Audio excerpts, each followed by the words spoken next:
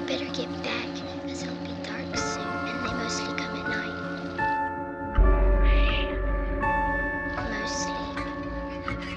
Welcome to Mostly Horror. Mostly. I'm Steve. And I am Sean. And this is awkward because we're doing this with two other people on the recording. And we're joined by Ash and Alaina today, guys. Hello. Hi. Hello. We don't normally do these intros or outros with other people, so this is a fun experiment. This episode is our interview with Nick Cutter, the author of the horror novel The Troop. But we're very lucky to be joined by Ash and Alaina today. We knew that Alaina had read the book and wanted to dive into it as one does before our interview. But guys, how are you doing? How is your day? How busy are you on this leading into a holiday weekend? How are things? Things are good. Yeah. Alaina's way busier than I am, so you go ahead. Yeah, the kids just went back to school, so that's mayhem. It's like cool, but also mayhem because now they're starting all their after school activities. So it's just going to be chaos in our house, but good chaos. Yeah. And, I just had to turn in my book. So that's happening. The big Tuesday passed. The big Tuesday tack. And yeah, it's been good. It's been good busy. Yeah. Good. But crazy. Same here. I just have a lot of wedding shit that I'm like finalizing and coming that kind up. of stuff. But that's exciting. Yeah, it's all good chaos. Yeah. You know? Exactly. Right. We're just trying to like keep recording, like get ahead. That's what we've been doing too. We're like, people that are listening to this don't know that we're recording this at the beginning of September because it's not going to hit till October. And hell yeah, that's a surprise for you everyone guys listening. You know, we wish we were always this prepared, but right. like I it's said, relatable. Prepared out of chaos though. Like Steve just moved. I'm about to have to move. So things are all over the place. Alaina, I remember when we had dinner recently, you were in kind of panic mode, finishing up everything. Was that like? Are you feeling? It came good about together. It now? Is there just okay, cool. Yeah, and you know what? It's so funny because I was reading The Troop at the time, and I feel like reading that book got me like spurred into another like jolt of writing, a writing frenzy, inspiration. Like it made me so excited to jump back in. So like hell yeah, Nick Cutter. Thanks for letting me make my deadline. Because of you.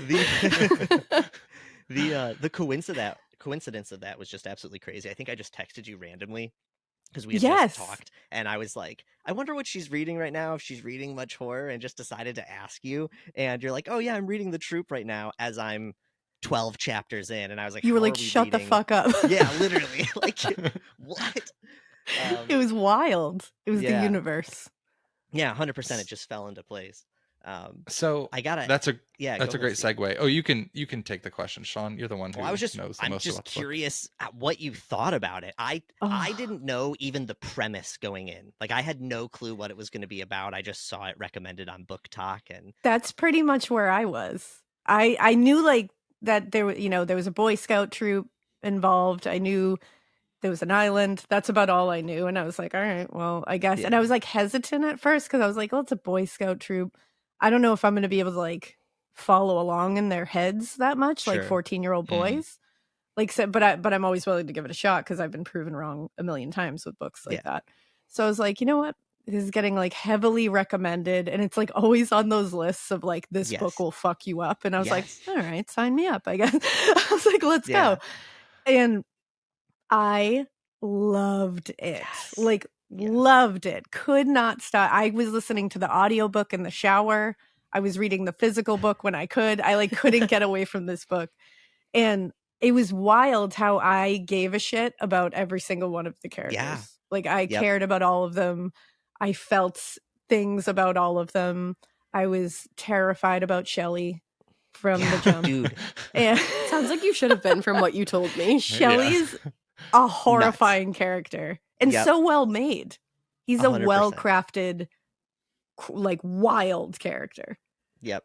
It's interesting because Shelley goes darker than Shelley can hang with like some of the darkest characters and like sadists that I've met in anything, and he's 14 years old. It was just like terrifying. And you believe it. this sounds messed up, but like as a horror fan, it was refreshing to see a kid, because usually when kids are in stuff, they just go for like the creepy little kid vibe. So to see them go full monster was just like, oh, this is fun. It's true. It was so different, but it was so believable because his brand of terrifying was also linked with him being a 14-year-old boy. Like, yes, there was weird things he was doing, like touching girls' hair and shit. Like he was like known as the toucher, and I'm like, that's Don't such touch a me, like Shelley. that goes hand in hand with puberty kind of shit. And it's like so it felt like weird and that adds a layer of creepy onto everything. Just hearing that small detail. Yeah, and getting in his head was so terrifying, but like really fun, because you were like, what the fuck is going on here? What is he gonna do? It's always interesting to me, I feel like I always have to bring the Canadian element into people or into conversations when we have Canadian people that are on, but it's always interesting to me when we have Canadian like horror people on, because like being from Michigan, I'm just like trained, and like I think as Americans we're like trained that like Canadians are just like nice people. Like it's just like the vibe is just like politeness and like, you know, thank you and all that sort of stuff. And it's just like, to hear that Nick Cutter, a Canadian, wrote this sort of stuff and like created these out of thin air is disconcerting for the whole country, in my opinion. It truly is. Sheds Canada in a different light. Yeah, 100%. I don't know if you've ever been to a beer store, and it's literally called like the beer store in Canada, but it looks like everyone's dressed like they work for T-Mobile. They got like polos on, things come out on a conveyor belt. It's so clean, and I think of our liquor stores here, so it's interesting. Like it 100% feeds into my like, no, they're perfect over there, and they have healthcare, and they're all really nice, but no, they They go full sadist, man. Yeah, they write some of the most horrifying shit. Yeah. What are your thoughts on the like worm parasite aspects of the novel? Like, what is that world like to you? I am normally like super picky when it comes to like a contagion, like zombie-esque kind of thing, because like it can be overdone and it can be like not done well. Like it can feel like it's the same thing over and over again, but. It was kind of like The Last of Us, where I went in being like, is this just like another zombie thing or another contagion thing? Yes. But that particular contagion is so unique and so different and interesting. This was the same thing. I was like, okay, like I can get down with this, because like the idea of something just eating everything that you put in your body, including your actual body. Yeah. Like you're just in this... when you really think about like being insatiably hungry, like when you think of being so hungry in normal life, like I'm just so hungry and your stomach starts to hurt and you feel empty, even if it's only been like a few hours. It's so scary to think about that kind of hunger, that you would like pick up dirt and start eating it and like just rip things, wood off the wall and start chewing on it kind of shit. Like, I loved it. I thought it was really unique. Absolutely. It's I also was super worried that it was going to go zombie territory, because frankly I'm kind of zombied out a little bit. There's just not, I will always love a zombie movie, but that's not what I was looking for when I picked it up, and I'm like, God. But it doesn't feel like a zombie story at all. Like it's much more contained. It's it's affecting each of them individually at different times in different ways. If it had just gone in the direction of this whole town is infected by them at the same time and they're just avoiding, like crowds of people, it wouldn't have been as interesting to me. But and then the hunger aspect. I mean, I'm lightheaded and have a migraine if I don't eat for like 6 hours. so I'd be a mess. I can't even imagine. And just the way that he described the hunger in this, and they're pulling foam out of couch cushions and shoving it into their face. Nuts. That's one of the things I like about Nick Cutter in this book in particular, is I was like, wow, like he knows how to paint a fucking picture. I was like, I love when somebody will give you details of something and like make you really, because he gives you enough where you can see it, but then he allows you to just take it that extra step in your mind. Like he doesn't give you the full picture, but he gives you 100%. well enough of what you need to have. And absolutely. I really liked that. And I really liked the lab portions where they would like break in to mid chapters and you would get the aftermath. So you were kind of seeing what was happening while seeing the beginning, when they were like watching the monkey who was infected with the worm, and you got to see exactly how it breaks down hour by hour. I was like, this is the most horrifying thing I've ever read. Yes. Like, crazy. Yep. There's something about the reality aspect of things, like you talking about The Last of Us, like that the cordyceps exist like in real life, you know what I mean? Like that's not a made up thing. No. And you know, tapeworms exist, and exactly. I was always like the skinny kid growing up, and I remember there was a point in my life where I found out about tapeworms, and I was like, fuck, have I just had a tapeworm my whole life? And I got like really freaked out. Just been existing with a tapeworm forever. Yeah, and so like that thought of, I mean, that's like the best part of horror, is literally taking something that already exists and being like, yeah, it could be scarier though, and like this could happen. Exactly. Because the government's fucked up. I can imagine them doing this sort of thing. Like that's and they're all lined up outside of the island, like just allowing these kids to just like go Lord of the Flies. Well, like it's so sad. That's the other, like, one of the conflicting things of the story was I was thinking, like, obviously from the kids' perspective and just as a concept, what they're doing is terrible, but it makes sense. Like when you think about a population, like what are you supposed to do? It's when they would end up doing that. Yeah, 100%. And you can't even it's just one of those things you're like, this is awful, but it's probably the accurate thing to do in this situation. It's so scary. Just messed up. And dude, I can't even look at maggots, like worms and stuff like that. Yeah, that's what I'm saying. Freak me out. And the idea of something being in my body, especially around my eyes. Well, leave that part for readers. Yeah, but absolutely not. I have friends that have had tapeworms and passed them. Like I know like 2 people that's happened to. Oh my god, that's horrifying. Oh yeah. I'll tell you, I don't even think you know her actually, but okay. But yeah, man, it's just scary stuff, and he was absolutely able to put that pinch of terrifying into it. Oh yeah. Yeah. Absolutely. Well, on that note, we don't want to keep the listeners too long. We're going to jump over to our conversation with Nick Cutter, the author of The Troop. And listeners, stick around because we are going to play a game and build our own troops after the interview. So stick around, and we're going to choose some children. That's what I'm going to call it, choosing children. That sounds terrible. Choosing children. And tell Nick Cutter he fucking rules.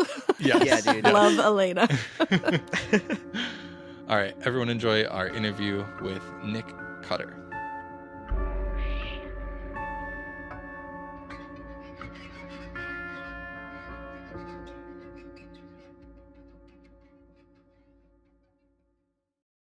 All right, we are joined today by Craig Davidson, aka Nick Cutter. Nick is a horror novelist known for his books The Troop, The Deep, Little Heaven, and many, many more.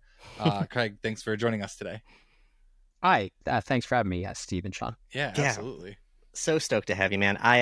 We're focusing on The Troop today because, admittedly, the way that this interview came about was I saw The Troop being recommended on like Horror Talk. I read it, and usually I try to like get through a few books before we get someone on, but I was just so excited about the book that I had to bring you on immediately.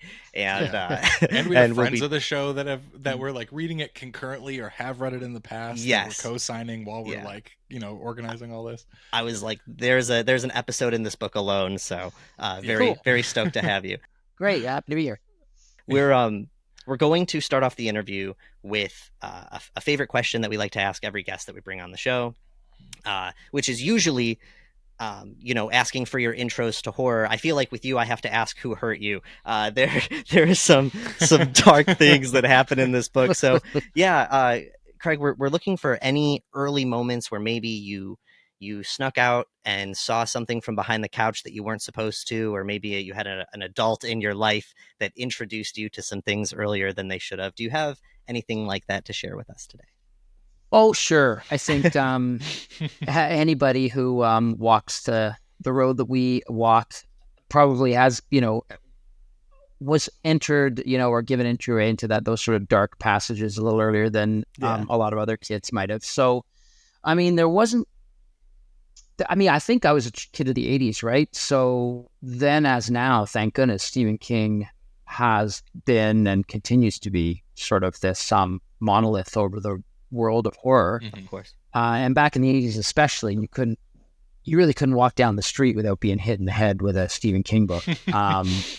And so, my parents were the sort who were really great about sort of encouraging me to read. And they weren't so fussed as to what it was, really. As long as I was reading, as long as I had my nose stuck in a book, they considered all to the good, which is, as a parent myself now, that's, I think, the way I raise my own kids. Make sure that they find stuff that they find interesting and it's going to carry them down that path, whether it's something that I would read or not. That's kind of inconsequential. It's whatever sort of is fostering their own desire. So yeah, I mean, and anyone who's read the Nick Cutter stuff, should, and I'm sure does, see the influence of King in my own work. I always sort of say it. I mean, you don't really notice, right, until you actually sit down and start writing, and specifically horror, because I think my own stuff under my own name doesn't necessarily bear the Stephen King kind of influence quite as much, although I think it does. But I've described it as like the imprinting. Yeah. How goslings will, once they're hatched, they just sort of look around for essentially, ideally, their mother and follow them. And I think probably what I clearly did back in the 80s and 90s was imprint on horror as, a genre, but aesthetically, tonally, in a lot of ways, on a few like specific practitioners of horror, specifically, literature. So that would be like Barker, King, on the movie side, Carpenter, Cronenberg, my own countryman. Yeah. So there are others, but I would say sort of those are some of the. Robert R. McCammon would be another. So, but there are some who clearly influenced me, and as I know you guys interview writers, directors, people who are creating horror, and you trace it back far enough, we all sort of have our people who really deeply inspired us. Yeah, of course. I feel like Stephen King is like the Genghis Khan of horror fans, where it's like if you literally look at the lineage, like 75% of us are related to Stephen King or exactly from Stephen King. That's funny. What were you gonna say, Sean? I'm well, absolutely, about the Stephen King thing. It really is interesting. I mean, obviously this goes without saying, but this show has extra solidified in my head that Stephen King has just completely like affected generations of horror, and probably will for hundreds of years after we're gone, probably forever. But I am curious, you with being a parent, you said that you kind of let your kids read whatever they're gravitating towards. One thing that's always interested me was like the appropriate way, if there is an appropriate way to go about introducing kids to horror and stuff like that. So you don't really monitor what they're taking in much at all on that aspect? Well, one is 11 now, and one is 3. So she's not getting, unless we leave YouTube unattended, and the algorithm takes over, she's not getting into too much nonsense. Sure. But and my son, for whatever reason at this point, kind of self-monitors. He's not, I mean, it's funny, I talk about this, what scares you when you're really little, right? I wouldn't say he's really little anymore, but I remember when I was in grade 4 or 5, we went to, there was a birthday party, and we went to Ghostbusters. Who would have thought that was scary, right? But for whatever reason, some of those images, I mean, as soon as the woman in the library sort of flies out at the screen, I thought, I'm in for a long hour and a half at this point. I'm in real trouble. And I think the parents would have been mortified to know that one child, as the 8 other children bomb out screaming and shouting, and wasn't that awesome? There's one kid who walks out like shell-shocked with his face pale as milk, like, oh God. So I think my son, oddly, we went to an arcade once, and there was a pinball game for The Walking Dead. And it's, for whatever reason, that sunk into his head in the same sort of way, right? So it's just amazing sometimes the innocuousness of these cues that linger for an awful long time. But for me, I mean, they lingered in a way that at first was upsetting, and I'm sure my parents were like, oh God, this kid's just obsessed and he's a scaredy cat. And I was. But, obviously in time, they actually start to linger in a more profound way, and in a way that sort of like forms your own sort of interests in a real deep way. And I mean, now what I wouldn't give, you guys probably as well, to go back to that time when you were like 10, 11, 12, and you were truly petrified. Yeah. Now I'm on the opposite side of it. I'm on that, like, I'm so jaded that it really takes a lot to actually, scare the shit out of me. And when that happens, I'm deeply impressed by, whoever manages to do it. Yeah. I feel like we talk about it on an episode to episode basis, where it's like talking with the guest about how hard it is to be scared again. I'm curious, talking about kind of partitioning off genre or leaning into one thing over another. When I introed you, your name's Craig Davidson, you go by Nick Cutter. You also, for your horror stuff, you also go under the pseudonym Patrick Lestuca. Lestuca. Yeah. I'm curious, who are you hiding from? Or just, who is coming to get you? Yeah, we had the pleasure of talking to... I have predators. Yeah. I have predators everywhere. I need to start... Me too, dude. Hey. Yeah. Hey, dodge them on the page. That's right. I love, pseudonyms are so interesting. We literally talked to Lemony Snicket, one of, our earlier interviews, and heard his take on pseudonyms. I'm curious why the pseudonyms... why you've chose pseudonyms, a number of them, and also why specifically for horror, if there is a reason. Yeah, I'd be interested to hear Daniel Handler's take on the whole thing. I'm sure it's probably different than mine. Mine was specifically for Cutter. I was writing, the longer story, and I won't get into too much to it, but I went through to do a master's of English, I guess in probably early 2000s. And at that point at the school that I went to, even if I had have wanted to write a horror book or a brace of horror stories or something like that, it would have been in Canada, specifically at the time, at the Institute of Learning I was at. There just was no way. It wasn't going to fly. It would have been considered anti-academic, which is blinkered and myopic, and we can all understand that that's kind of ridiculous. And absolutely. I don't think that's the way that these programs work anymore. Yeah. But at the time, that was how it worked, and it was made pretty clear to me that you better sort of come with something else for your thesis. So I wrote a bunch of short stories that, while still being pretty visceral, were, I suppose, literature, at least by their estimation. So, and that ended up getting published, really fortunately. And I sort of went down this road as under my own name, as whatever the sort of stuff I was writing was not horror. It was probably hard edge, whatever. And later on, I had this idea, and as I just explained to you, I was horror is my first love.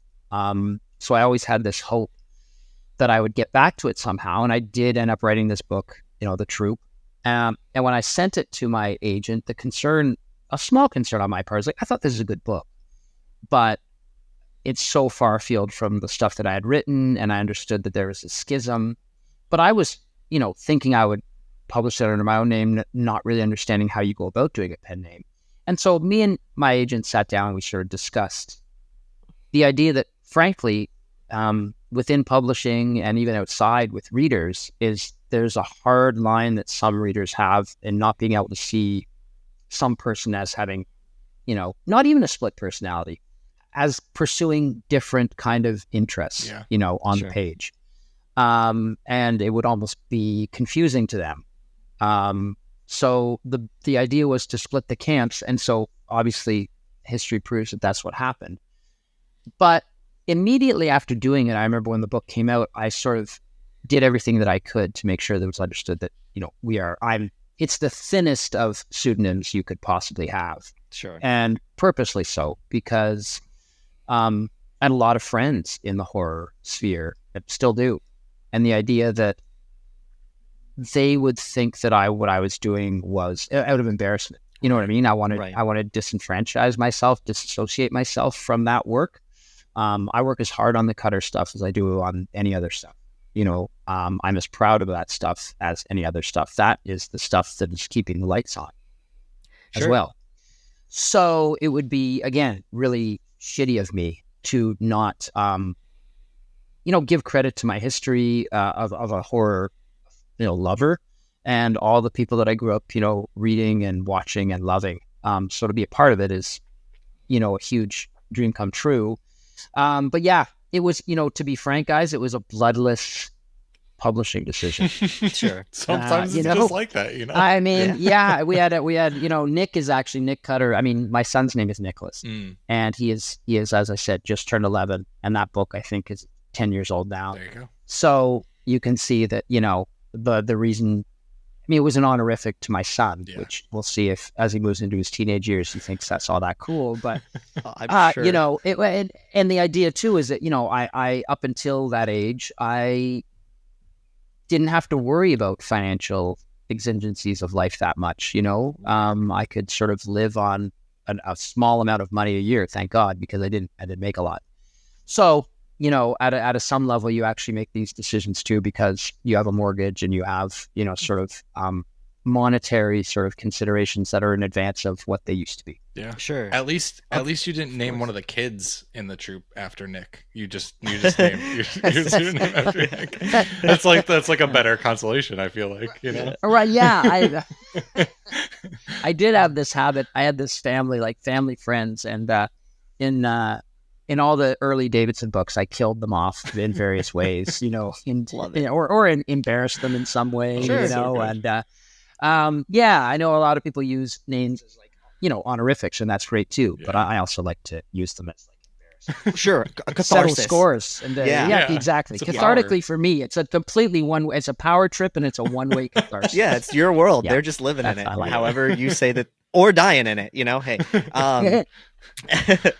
I do want to ask, so in a previous interview, correct me if I'm wrong, and obviously paraphrasing here, but you essentially said that you kind of feel more free and have more fun writing the horror and the Nick Cutter stuff than some of your more literary stuff. Anyway, is there any weird feelings about having the most fun work, or what might often be the most fun work for you, be the pseudonym and not the actual name? Is it, or are you pretty you just embrace all and you're fine? You are Nick Cutter and you are Craig and Patrick. I think it does hit the nail on the head, Sean. Okay. But I do think that horror in general, at least the kind of, as you guys clearly know as well or better than I do, horror has very many tastes and shades and flavors. And the sort of specific flavor that I like, I like reading a whole bunch, I should say that, and watching a whole bunch. But maybe the type that I have the best facility at and am, sort of I think my talent been best towards is sort of body horror and the idea of going too far. Because one thing, and I'm sure you've talked to this about some other people who you've had on your show, is that when you come to the question of threshold, it's like, trying to guess what someone's threshold is going to be, like an assumed reader, is a sucker's game, right? Like you would get way too, tied up in your own head, sure. Trying to sort of am I going too far here? Right. Have I breached some sort of unspoken bond or contract with my assumed reader by taking them to a place that they're not comfortable in? I would never purposely want to hurt anybody through writing. That's certainly never a goal of mine. I didn't get into it to do harm to anybody, emotionally or mentally or otherwise. But at the same point, trying to envision a hypothetical threshold of your reader and avoid going there, I think you just get yourself done up in knots. So my sense is always with the Cutter stuff is that as far as I can go, I'll go. And also, for me, I went down some really, really dark rabbit holes, especially as a teenager and a 20-something, of books and of movies. And so I never think, and I think people who really are on the edge of, sort of things would also agree. Mm-hmm. The Cutter stuff, maybe for mainstream horror is, that's a little, it's a little spicy. But, for most of us who have traveled those dark roads, it's really not at all, really, filmically or especially books. I think, I'm trying to think of the most perverse movie I've ever watched. I don't know where I come down on that. Do you guys have a stock answer to that? Most perverse. Well, just the most like 120 Days of Sodom or something. Films are. Yeah. I don't know, right? There's the ones that you just don't even touch because it's not this is my personal opinion, they lose art, like they lose the art title at that point. Like they devolve into something that's just pain and suffering, or a Serbian film, like things like that. Serbian torture porny stuff. But I think you specifically are riding that fine line where it's, you can call it mainstream horror because I saw you on a table at Barnes and Noble, but you're still ratcheting it up quite a bit. I mean, I would say it what you're doing is you're pushing the limits, but in a way that like completely works with the story. And obviously we're going to break into this in a bit, but it doesn't feel like shock for shock's sake, especially in that perverse way, like there's, for the most part, I'm down for anything. I'm down to get as dark as we can, but there is art that people make that it just feels like, were you trying to hurt people with this, or what is it that's in your head? Exactly. And I mean, as you said, that's very kind of you to say so, but I definitely know that there are people who would share an opinion of my work, and it's not unfair either. It's whatever your aesthetic is and whatever your thresholds are and whatever your sense of like a good read, specifically a horror read is, who would feel no, it's, it is of this other camp, or at least it's put up a tent very close to it. And I guess that gets back to my sense of like, well, because opinions vary, you can't really get it's too much. Staring at the blank page is too much of a challenge as it is to start worrying over much, other than like, I don't want to hurt anybody. I don't want to be malicious or do anything, as you said, like that is shocking simply to get my jollies off or something that. But at the same point, go with whatever your gut is and let that carry you through. And the audience will tell you if it didn't work. You know what I mean? It will, time will tell, and audiences will eventually tell you that like, no, this is not our flavor. Sure. Well, speaking of flavor, today's special is worms, spicy worms, very, very spicy worms. They are many. They are big. They're small. They're all over the place, and they might be inside of you. We got to jump into the troop, Craig. I love this book. I'm going to start with that. It caught me so off guard. You said you were talking about us. You're like, well, with people like us, it probably doesn't even. No, you got in there, man. You got in my head. There are definitely moments where I was like, Jesus Christ, honestly, and I mean this with the utmost respect. I have just been describing you to people as a twisted fuck. Like this is. It's fair. I mean, it's describing as long Nick. as it sells more books. Describing Nick. Exactly. Nick, not Craig. It's fair enough. No, we for the listeners, the host, you guys will probably have heard the conversation, but Alaina from Morbid was reading this at the same time I was, and we were kind of connecting over it a little bit. But I just want to start at the beginning. Where did the troop come from? What was the jumping off point? Where did this idea, start? How did the worms get into your head? Right. Previous to this, I wrote a book called Cataract City, which is a book under my own name set in Niagara Falls, and two boys who grew up through adulthood and have fall together, fall apart sort of a thing. And there's a large section at the beginning where they get lost in the woods. They get they're wrestling fanatics, as I was as a kid, and they go to see their favorite wrestler, who is actually a mess, and he takes them out to the woods. Sort of as a male bonding sort of trip, and he's in his own bad headspace, and then he promptly expires. So they have to try and get out of the woods on their own after waking up and finding their hero dead in his tent. So that was kind of I enjoyed that. I know that sounds maybe weird too, but I enjoyed the idea of being at that place with boys, and it'd be the same with girls, surely, where you are on the cusp of being an adult, or you can see the outline of the adult world, and it's like shapes in a dark room, and it's not quite clarified yet. And also the idea that once I get to an adult, everyone's going to treat each other properly, and everything's going to be right somehow. And recognizing, obviously, as we all move into adulthood, that's far cry from the truth. But it was just fun dealing with kids in that 13, 14, 15 age group. Mainly for their mindset, that kind of mixture of innocence and getting these hard truths. And then my wife and I went to the Royal Ontario Museum here in Toronto, and they had this exhibit on water, all the ways in which humans use water. And there was this little alcove off to the side, darkened, and there was a film loop playing. I'm the sort of person who is interested in dark alcoves where things are flickering what's on over the wall. there? yeah, it is dark. So yeah, I've seen people are shambling around in there. That's good. I'll go there. So yeah, it was tapeworms. It was shot in that really like close up photography, and up close to me, anyways. There's a beauty to a tapeworm. You know what I mean? The way that they move, the way that they breed, the way that they survive. And so I sat there until my wife sort of grabbed my elbow and said, "We got to get the hell out of here. Enough." But that was it. I thought, okay, I loved writing about these kids. I loved writing about kids at that specific time in their lives. These things scare the crap out of me. I love Lord of the Flies. That's like a seminal book for me. Right. William Golding is awesome. I love all of his books, but obviously Lord of the Flies is the first one that I read, and probably I've read that more than any other book. And so those would probably be the three main factors that set me off down the road to writing The Troop.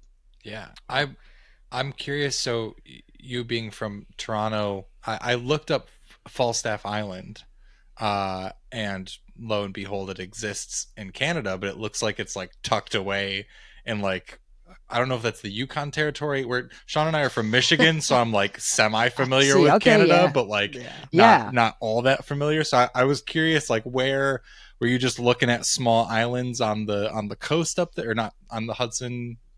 Lake Hudson, is that what it is? Yeah, I didn't do any location scouting. Right. You didn't stay on an island for a week and a half? I did not. No, I did. Sadly, no, I did not. There was an early point in my life. Right. I don't know how deep a dive you did, but I wrote a book called The Fighter way back when. Yeah. And that was my first novel. And then I took, the character wasn't coming together. So I ended up making him go on steroids. And then I decided the only real way to understand how a character is, how his mind functions on steroids is to take steroids. So I was in that stage of life in my, whatever it was, late 20s, right, where I should have known better, but I didn't have anyone to, just tell me no. And I was in that, whatever, George Plimpton-esque. Who was the other guy, Fear and Loathing? You know what I mean? Yeah. Like Hunter S. Thompson. A lot of writers, Hunter S. Thompson, a lot of male writers especially go through that weird phase or that participatory journalism. Yeah. Method writing. There you go. Exactly. It can't possibly be genuine unless I actually, drink a glass of tapeworms. Yeah. So by the point I wrote The Troop, as I said, we had a son on the way. I had rehabilitated myself a little bit. So no, I didn't do any of those things, and I didn't. Again, you guys understand with horror, like one of the main things is you've got to set the table right. Mm-hmm. You know what I mean? You've got to have all the elements set up there in conflict with each other, and isolation is a key. Isolation is one of the bread and butter things of horror. I always love it when so like a Rosemary's Baby, where it takes place in a bustling city, but he still manages to make it because the Bamford, I think is the name of the hotel. Mm-hmm. It's still claustrophobic, that the housing development, it ends up like sort of isolating her within it, right, psychologically. Absolutely. But generally it's hard to do, right? Like you think of, The Shining or The Haunting of Hill House, or so many movies and shows, The Thing, whatever. They find a way to kind of get those characters isolated. Mm-hmm. So to me, it was like, a Boy Scout camp is fine, but a Boy Scout camp on an island feels even better. And there's something for Canadians that's really bucolic about PEI. So the idea of bastardizing that, and perverting it, the land of, Anne of Green Gables, tickled my funny bone. That's fair. Yeah. Okay. Absolutely. I want to touch a little bit on, I did do a deep dive, and saw that, you did, like, at least if what I read is true, a 16-week cycle of steroids. And then in the promotion of that book, you did some boxing. And very poorly. Yes, I love that. I did do that back in the day. Well, it was just, it's funny because I'm, the book that I currently just wrote is with my friend Andrew Sullivan, who's younger than me. And he's like, his other book came out just concurrently almost with the book we wrote. And and the effort that he's putting into promoting it is really stunning. And it reminds me of like when I had the energy to sort of do that kind of attempt to sort of publicize your own book. And I think more and more in the publishing industry nowadays, you really need to do that. Yeah. For me, those fights, I didn't come up with them. That was my publicist who came up with them. And God bless him, he actually fought on the undercard, and we both got our asses waxed that night. So, that's commitment. Yeah, we both got pummeled. Wow. Yeah. Well, I remember I was down in the States actually going to school at the time when he called me, and he's like, okay, well, we've, this fight's been coming together, and we found a guy for you, because it wasn't that easy just to find someone to trade fisticuffs with, evidently. But he's like, and he's a poet. Great. I've met millions of poets. Well, not millions, but dozens, and they're all nice guys, but I wouldn't feel so bad in a ring with them. And then he sent me a photo of this guy. Yeah. He's like, you got me the only hypertrophic, ginormous poet in the continental North America. So yeah, That's it was so like good. it was like this feeling of being on a train track, and in one direction was like a diesel engine, and me, I don't know, I was like the pump guy, just sort of like going down the tracks, and you just there's no way to avoid it. You're just gonna. I'm not gonna fake an injury. You're just gonna have to go through with it. And it was a long 3 rounds, but but it was done. Yeah, hell yeah. Yeah. So yes, Live to tell the tale. Yeah, that is live amazing. to tell the tale, indeed. I'm gonna bring it back to the troop a little bit. You talked about in horror having to set the stage, and that's one thing I want to applaud in this book. Is a lot of the time, I just saw a movie recently that we've torn apart enough, so I'm not going to name it necessarily, but just saw a movie that, and there's plenty of movies like this where that you have to get through this setup, and it feels like something you've seen a million times before, and you're not really that invested, and you're just waiting for the good stuff to come. But you make this interesting right off the rip. Like all of the characters. So I kind of want to talk about that process, I guess, a little writer shop talk, but how you do that successfully, or what you feel in the troop might have worked in that process. And then also finding the boys, finding them as characters. Did you have their like archetypes in your head for the group, or like how did their personalities develop? Well, you're right in that I think what you maybe the first part of the question is sort of like, how do you set the scene, but also maintain viewer or truly reader build interest sort of a thing. Yeah, where I feel like I'm not just getting through what I have to get through. There's sort of the regular mechanics that need to sort of transpire to kind of add believability or verisimilitude. Yeah, no, and that's a tough thing, right? And sometimes it happens and works, and sometimes it doesn't. And even though you're following the same general progression that comes from your own instincts, and also what you've seen and what you've seen work. But there is something about getting in there.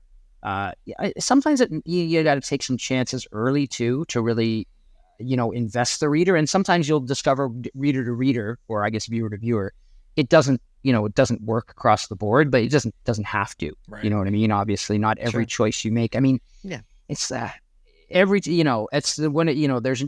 And you guys would know this. I know there's no perfect book, no perfect movie. You know what I mean? It's impossible. There's ones that feel perfect to me. Yes. And I think there's ones that are generally hailed as close to perfect as a group of human beings can make a film or a book. Agree upon. And yet, yeah, exactly. But there's so many granular choices that you have to make in the progression of a movie or a book that, if you step just a tiny bit wrong, then it's like missing a stitch in a sweater. Sure. That stitch is going to continue to kind of go off on maybe not the greatest course.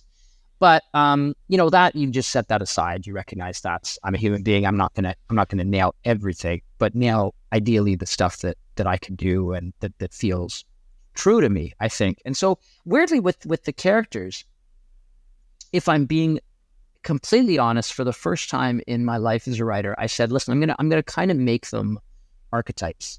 I'm gonna make the jock. I'm going to make the nerd. Mm-hmm. I'm going to make essentially, Piggy. Mm-hmm.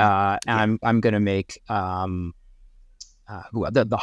live wire. Mm-hmm. Yeah. I'm going to make sort of the stasis, the guy who is just the calm, even center.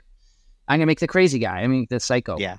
And you're gonna kind of find those, sort of core ingredients, and ideally give them your own sort of take, because a lot of the sort of the flashbacks and the little stuff come from my own life, and I think that's always the way that you can flesh out characters and make them feel real, is by, investing your own history into the work and sort of parceling out incidents in your own lives or amongst the different characters. And mainly in my case, they were parceled out to Newt and to Max. I didn't. There are no parts of my history that I invested in Shelley. Yeah, very few in right. Yeah, a lot of me is in Shelley. Right. I mean, the police don't know that, and they, God willing, they never will. But dialing 911 as we speak. Right. Yeah. So, and not much in. I think the jock's name is Kent. So again, not a lot of me bears up in him. But then again, it would be other people that I knew. At least, or I thought I knew, and knew enough to sort of like attribute characteristics to them. But mainly the fun of that was it's like alchemy, and it's finding that way to bounce those characters off each other, to have them find each other's weaknesses, pinpoint them, exploit them, if that's the case, or the way that they come together, right? Like friendships that sort of spin out of the situation. Of the rough place they're in. Absolutely. And, every so often you go through a narrative and things, it's almost like you've done the prior legwork and the things ahead of you start locking in before you even get there, which is this beautiful kind of synchronicity or harmony that you feel like, okay, maybe this is happening out of luck, or the stars are aligned, or I've done some kind of Lynch work in the back of it that this front starts to knit up before you even quite get there. And it happened with that book. Sometimes, and that was it's not the only time it's happened, but it's always like you're just like, oh, thank God. That I think that's when you know it's really humming. Yeah, absolutely. You talked about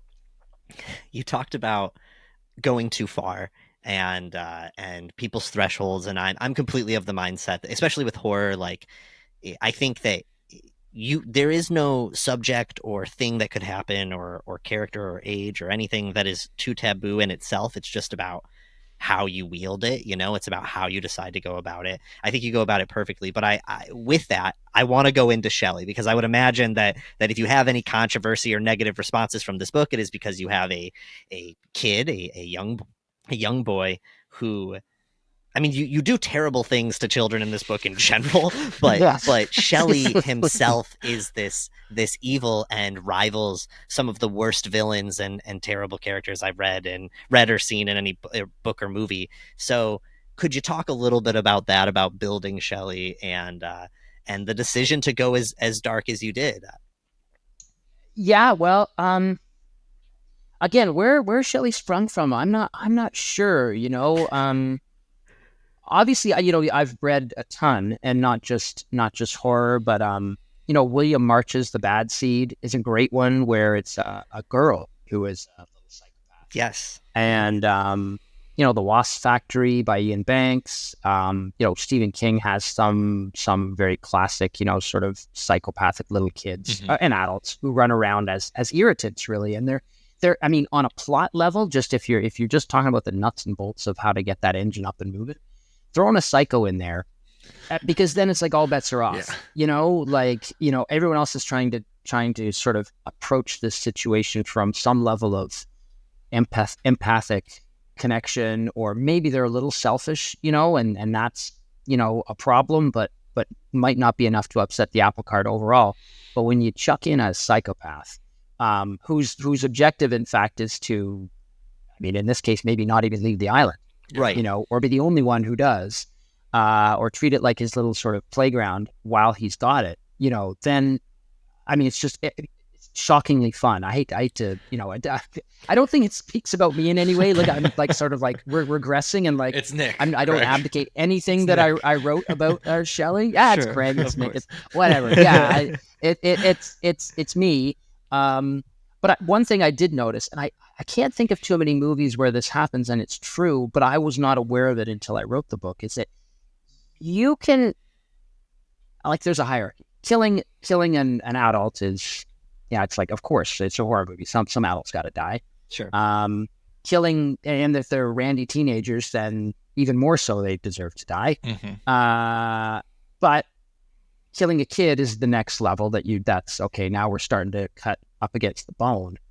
And killing an animal is the worst thing you can do. Yeah. Which I wouldn't have been aware of that, because when I wrote the book, and I was sending it to my agent, I'm thinking, well, there's no way anyone's going to publish this. I know I've written it and I had a fun time writing it, but I don't think anyone's going to publish it because a bunch of kids are dying.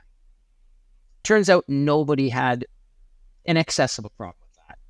They had a problem with a scene with a turtle. Yeah. And a scene with a cat or a kitten. Both of which I can totally see. That the book is, as you said, it's like 10 years out now, and you can reflect on your work and see through the benefit of not only hindsight but of reaction to the things that have given people pause and made them upset. And again, it was not on purpose. I mean, again, the turtle scene, to me, for those who, I don't want to really spoil it, right? But let me just say that the turtle scene was really meant to be in some way more about what the boys were going through. Yes. And the descent that they had sort of gotten themselves down to. If you guys remember in Lord of the Flies, there's a scene with a pig. Yep. Yeah. Where it's sort of the idea that the savagery has now gone to the point where, it's gone to the bone. It's metastasized.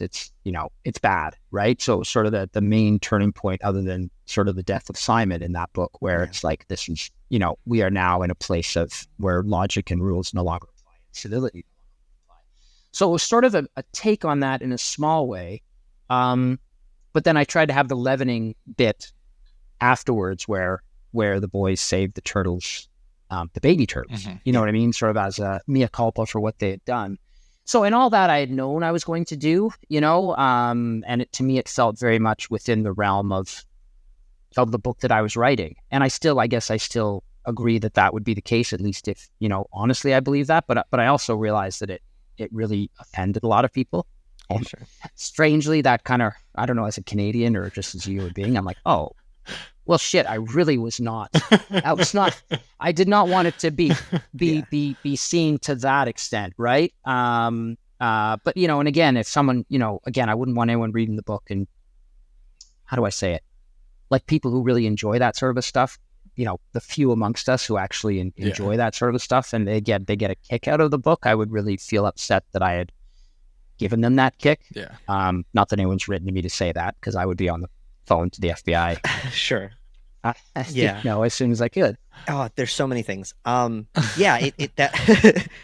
makes a lot of sense. Obviously you're not actively trying to upset people, but that is the nature of horror. And I think that when you pick up a piece of horror media, you are consenting to anything that might, happen. Like, I think that's just the nature of the genre, personally. And there are resources. I don't know if you've ever heard of doesthedogdie.com or things like that. Maybe I didn't beforehand, but now I know. Oh, yeah. Does the Dog Die. I've been made aware of it. Yeah. So. Maybe we can get an update if it's not already there of does the sea turtle die, or does the cat die? Right.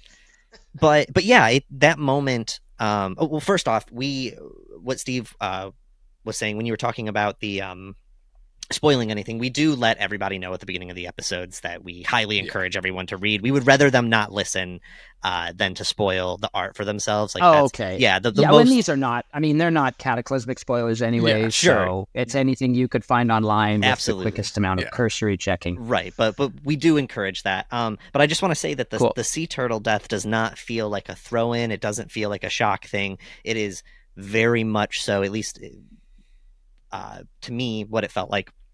It was about, Max and Newt. It was about really facing, what they had to do in that moment. The whole thing is about there's so many subjects that you touch on in this book, but in this scene, it's a lot about hunger and what you're willing to do to survive, and how that can, initially come out one way, and then once you have to really see the reality of what you're doing, to survive, it's an intense moment. It's an interesting coming of age story, Yeah. I think you nail it right there, son. And it's like this terrible walk into adulthood. Yes. And the idea of the things that you would not contemplate doing as a child, but as an adult, you would probably do it without much. Well, not all adults, thank goodness, but some would not think about that so much. And right. To me, they were just at that point of crisis where they were scared as hell course. And people were getting sick and potentially dying around them, and they were just not in their right minds, and they were desperate, you know, and I think their fear to a degree, and it was like the whole idea was the island to me was like the whole situation was a crucible, and it was just sort of like it was like an age compression chamber where they went from being kids to being adults, or having to embrace some of the most terrible aspects of being an adult over the course of like whatever 3-4 days, whatever it was. I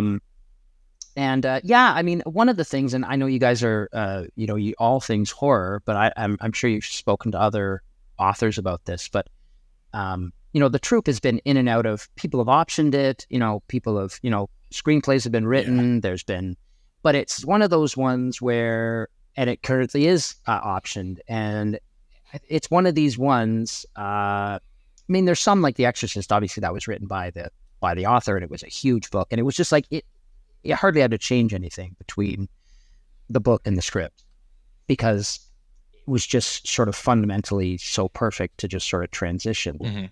But there are lots of books that obviously have to undergo massive changes. Sure. And there are some books that probably end up being, like, I don't know if you guys have read House of Leaves, for example. Like House of Leaves is not yet. No, it's a big one. I was just talking about it last night. It's been on my, my to be read for a minute. Yes. I will be doing it soon. I know it's fantastic. I've heard nothing but that. Anyone that's read it has been like, holy shit, yeah. Yeah, and where did it come from? You know what I mean? Like that's one of that's another thing. There's so few, I think, books or films, horror or otherwise, that feel like they kind of gave birth to themselves. Like there almost seems to be no antecedents and no sort of, they just roll out there sort of as a complex kind of thing all their own. But I think because of that, it's like got to be catnip for filmmakers of like, if I could just crack this thing, it would be just amazing. And then when you actually get down to the nuts and bolts of it, you realize there are just too many things that just don't harmonize for trying to make this transition onto the screen. Absolutely. And I mean, the troops are not nearly so, they're more like level of, again, like can you even do that scene, for example? And probably you can't. Can you even make them kids?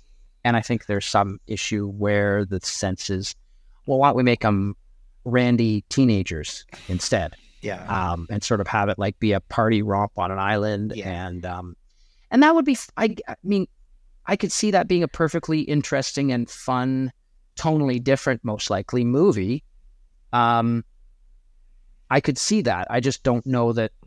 I think even the people who are invested in it wouldn't actually option it to make that kind of movie out of it. I think that they discovered that that's the only movie we could make. We might as well just not make it at all. Right. It's so I have so many thoughts again. I'm so sorry. But so one thing that I've been talking about a lot on the show is how I think that the mini series is the new like cinematic experience. And so like, I think, art should be filtered through the thing that is best for the art. I understand that that's not how industry works. That's not how money works. It's not what producers care about. But I think that this would be a really difficult story to make into a movie because there's so much loss. So much of the experience is, to just see Shelley do some really fucked up shit isn't going to touch his internal monologue while it's happening. I mean, the most upsetting things are the sexual arousal that he feels while doing some of these things. So I'm sure that there are ways with good writing and good, performances by the actors that you could get some of that out, but I think that a lot would be lost. However, I would love to see I don't remember exactly how many days they're on the island, but however many days, do a mini series and each episode is a different day. And I think that would be perfect. So let's get in contact with whoever we got to call and make it happen.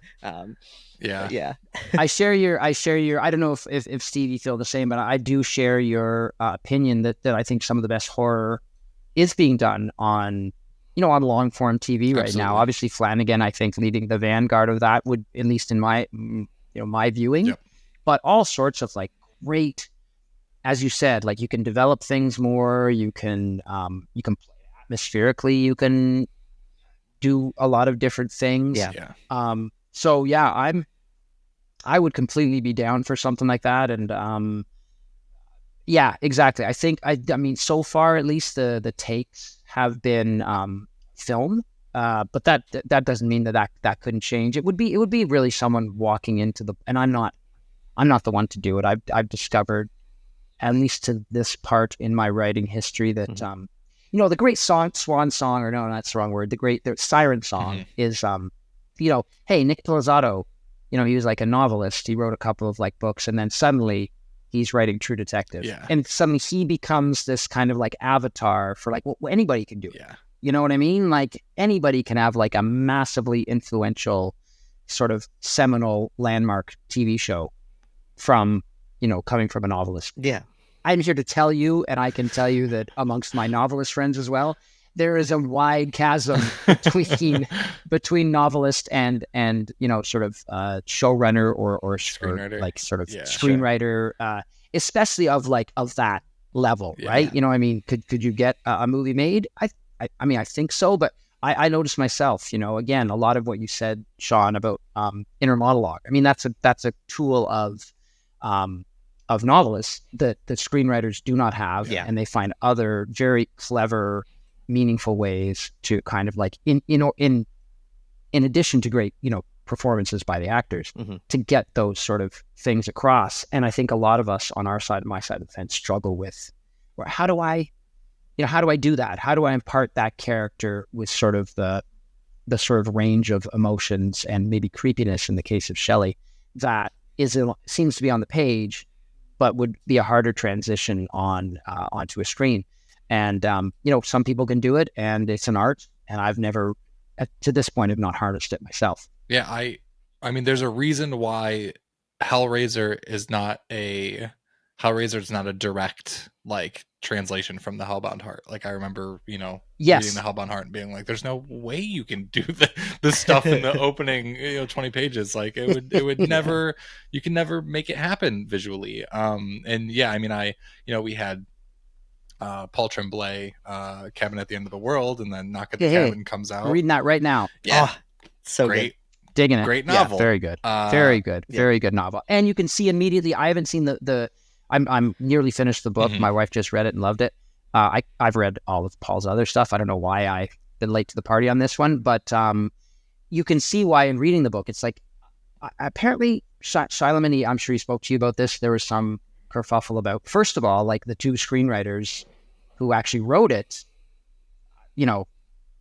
those two are actually working on a novel of mine. And we've never spoken about this, but I think they had to work very hard to sort of, I shouldn't say this, but anyway, I don't know if they had to work they never said this to me. I want to say this. Yeah. My impression is they had to work very hard to keep their names, and definitely Paul sort of had to like, hey, I wrote this thing. I think when someone like Shylem comes in, he's like this big black raven that settles over everything, and like it's all him, right? Yeah. It's like in lots of cases it has been, but I think in this case it clearly had a life at both as a book and as a written screenplay beforehand. Yeah.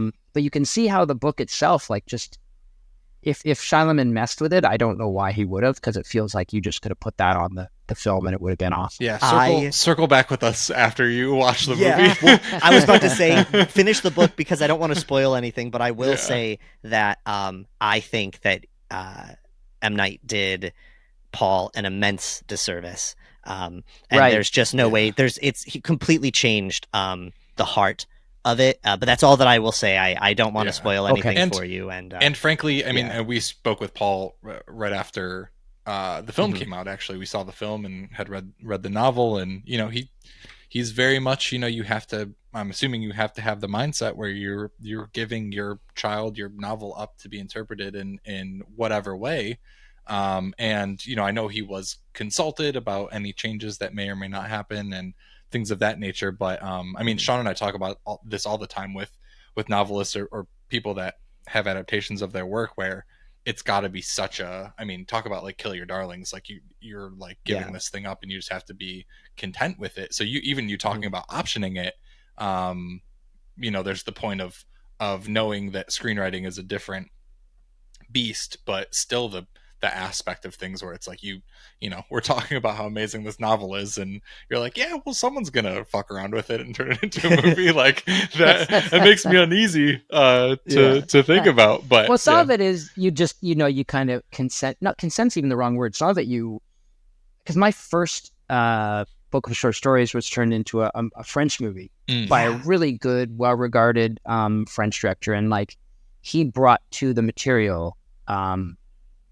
Well, first of all, it's almost unidentifiable as the stories, which is actually fine. Right. You know, I mean, I held no like ambivalence or upset about that. It's like, this is an enormously talented director and enormously talented co-screenwriter who he always works with, who took some of the raw material of the book and made their own thing with it.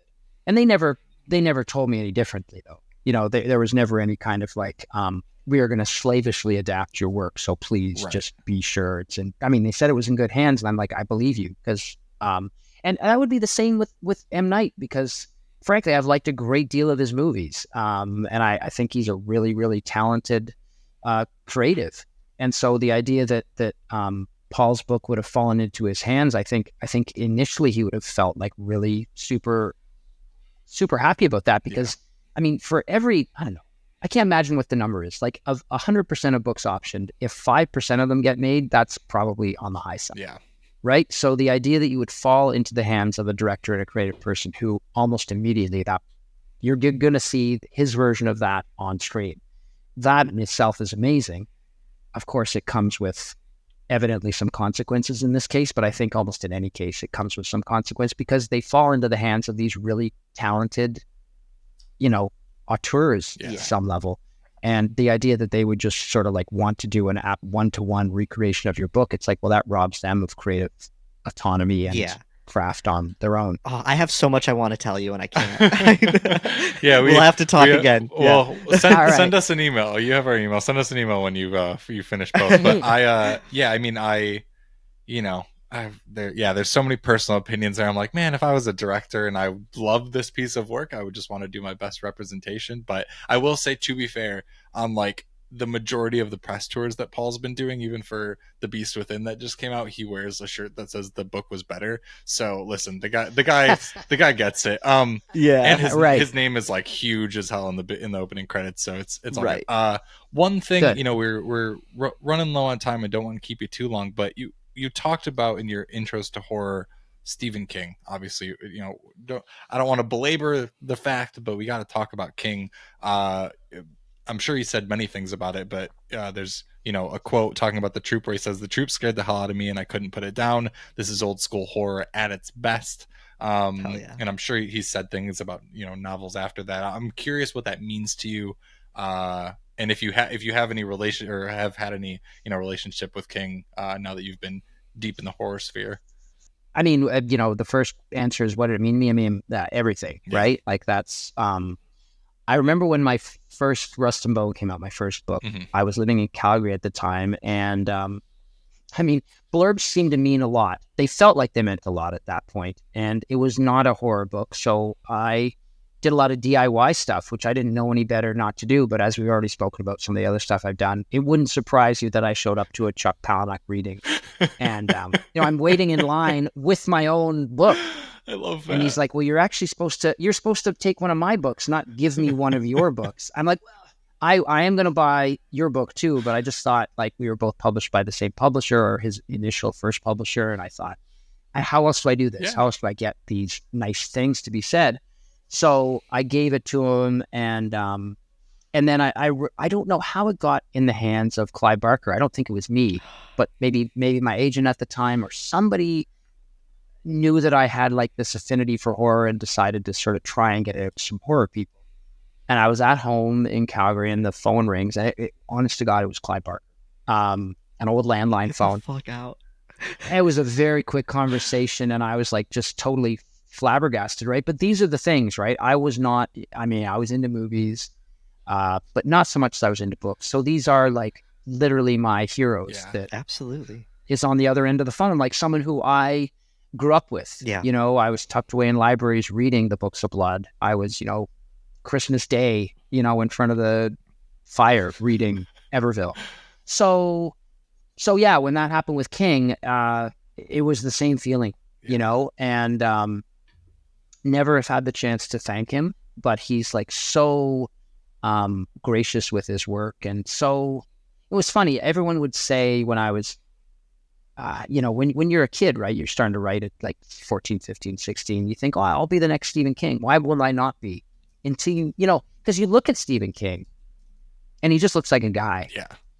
You know, but if you could take his, I truly believe this, if you could take his talent and like put it in an athletic context, like a basketball player, he'd be like 7'8", like twice as big as Wembayama. Yeah. Like he's just ripping nets down all over the place. It would be, but you don't see that, right? You don't see that as a kid. You just see this guy from Maine with a pair of like big glasses, and you think, well, I can do that, and you can't. You know what I mean? Like nobody can. Yeah. There's nobody like Stephen King, and the worst thing that you can get called actually is the next Stephen King, because you are saddled with a weird mantle that he wouldn't want to put on you. Sure. You have to live up to that. Know?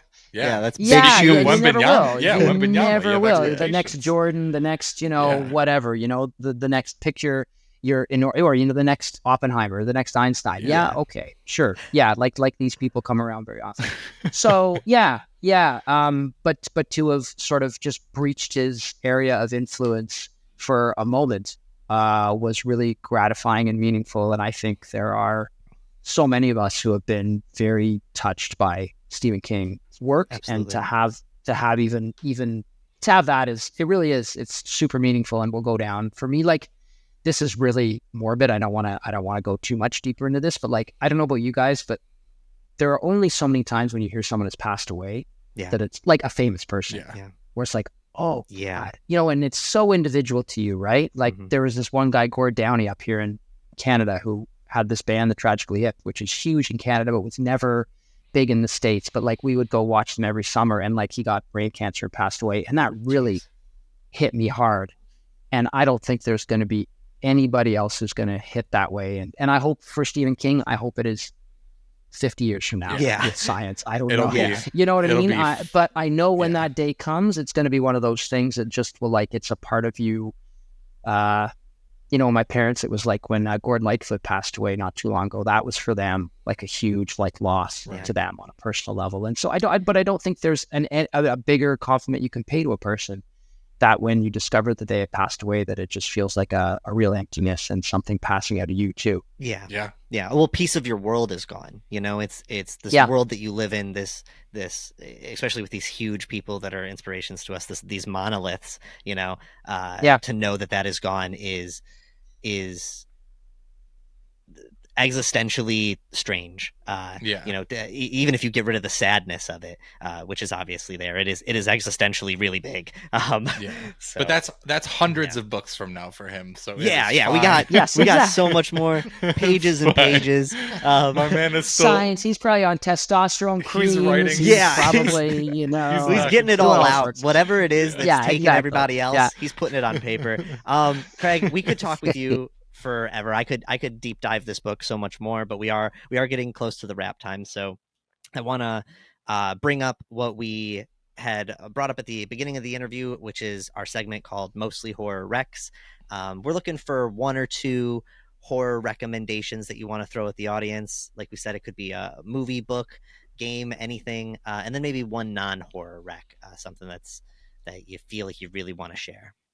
Okay, so I mean, very quickly, I'll recommend The Marigold, which is a novel by my co-writer of the newest book, Andrew Sullivan, and it just came out, I don't know, a couple months ago, and it's like this eco-horror book about an apartment tower that's sort of eating itself. I heard of this. And it's a really, it's creepy, it's super well done, it's super well, you know, written, it's literary without being poncy about it, you know, it's awesome.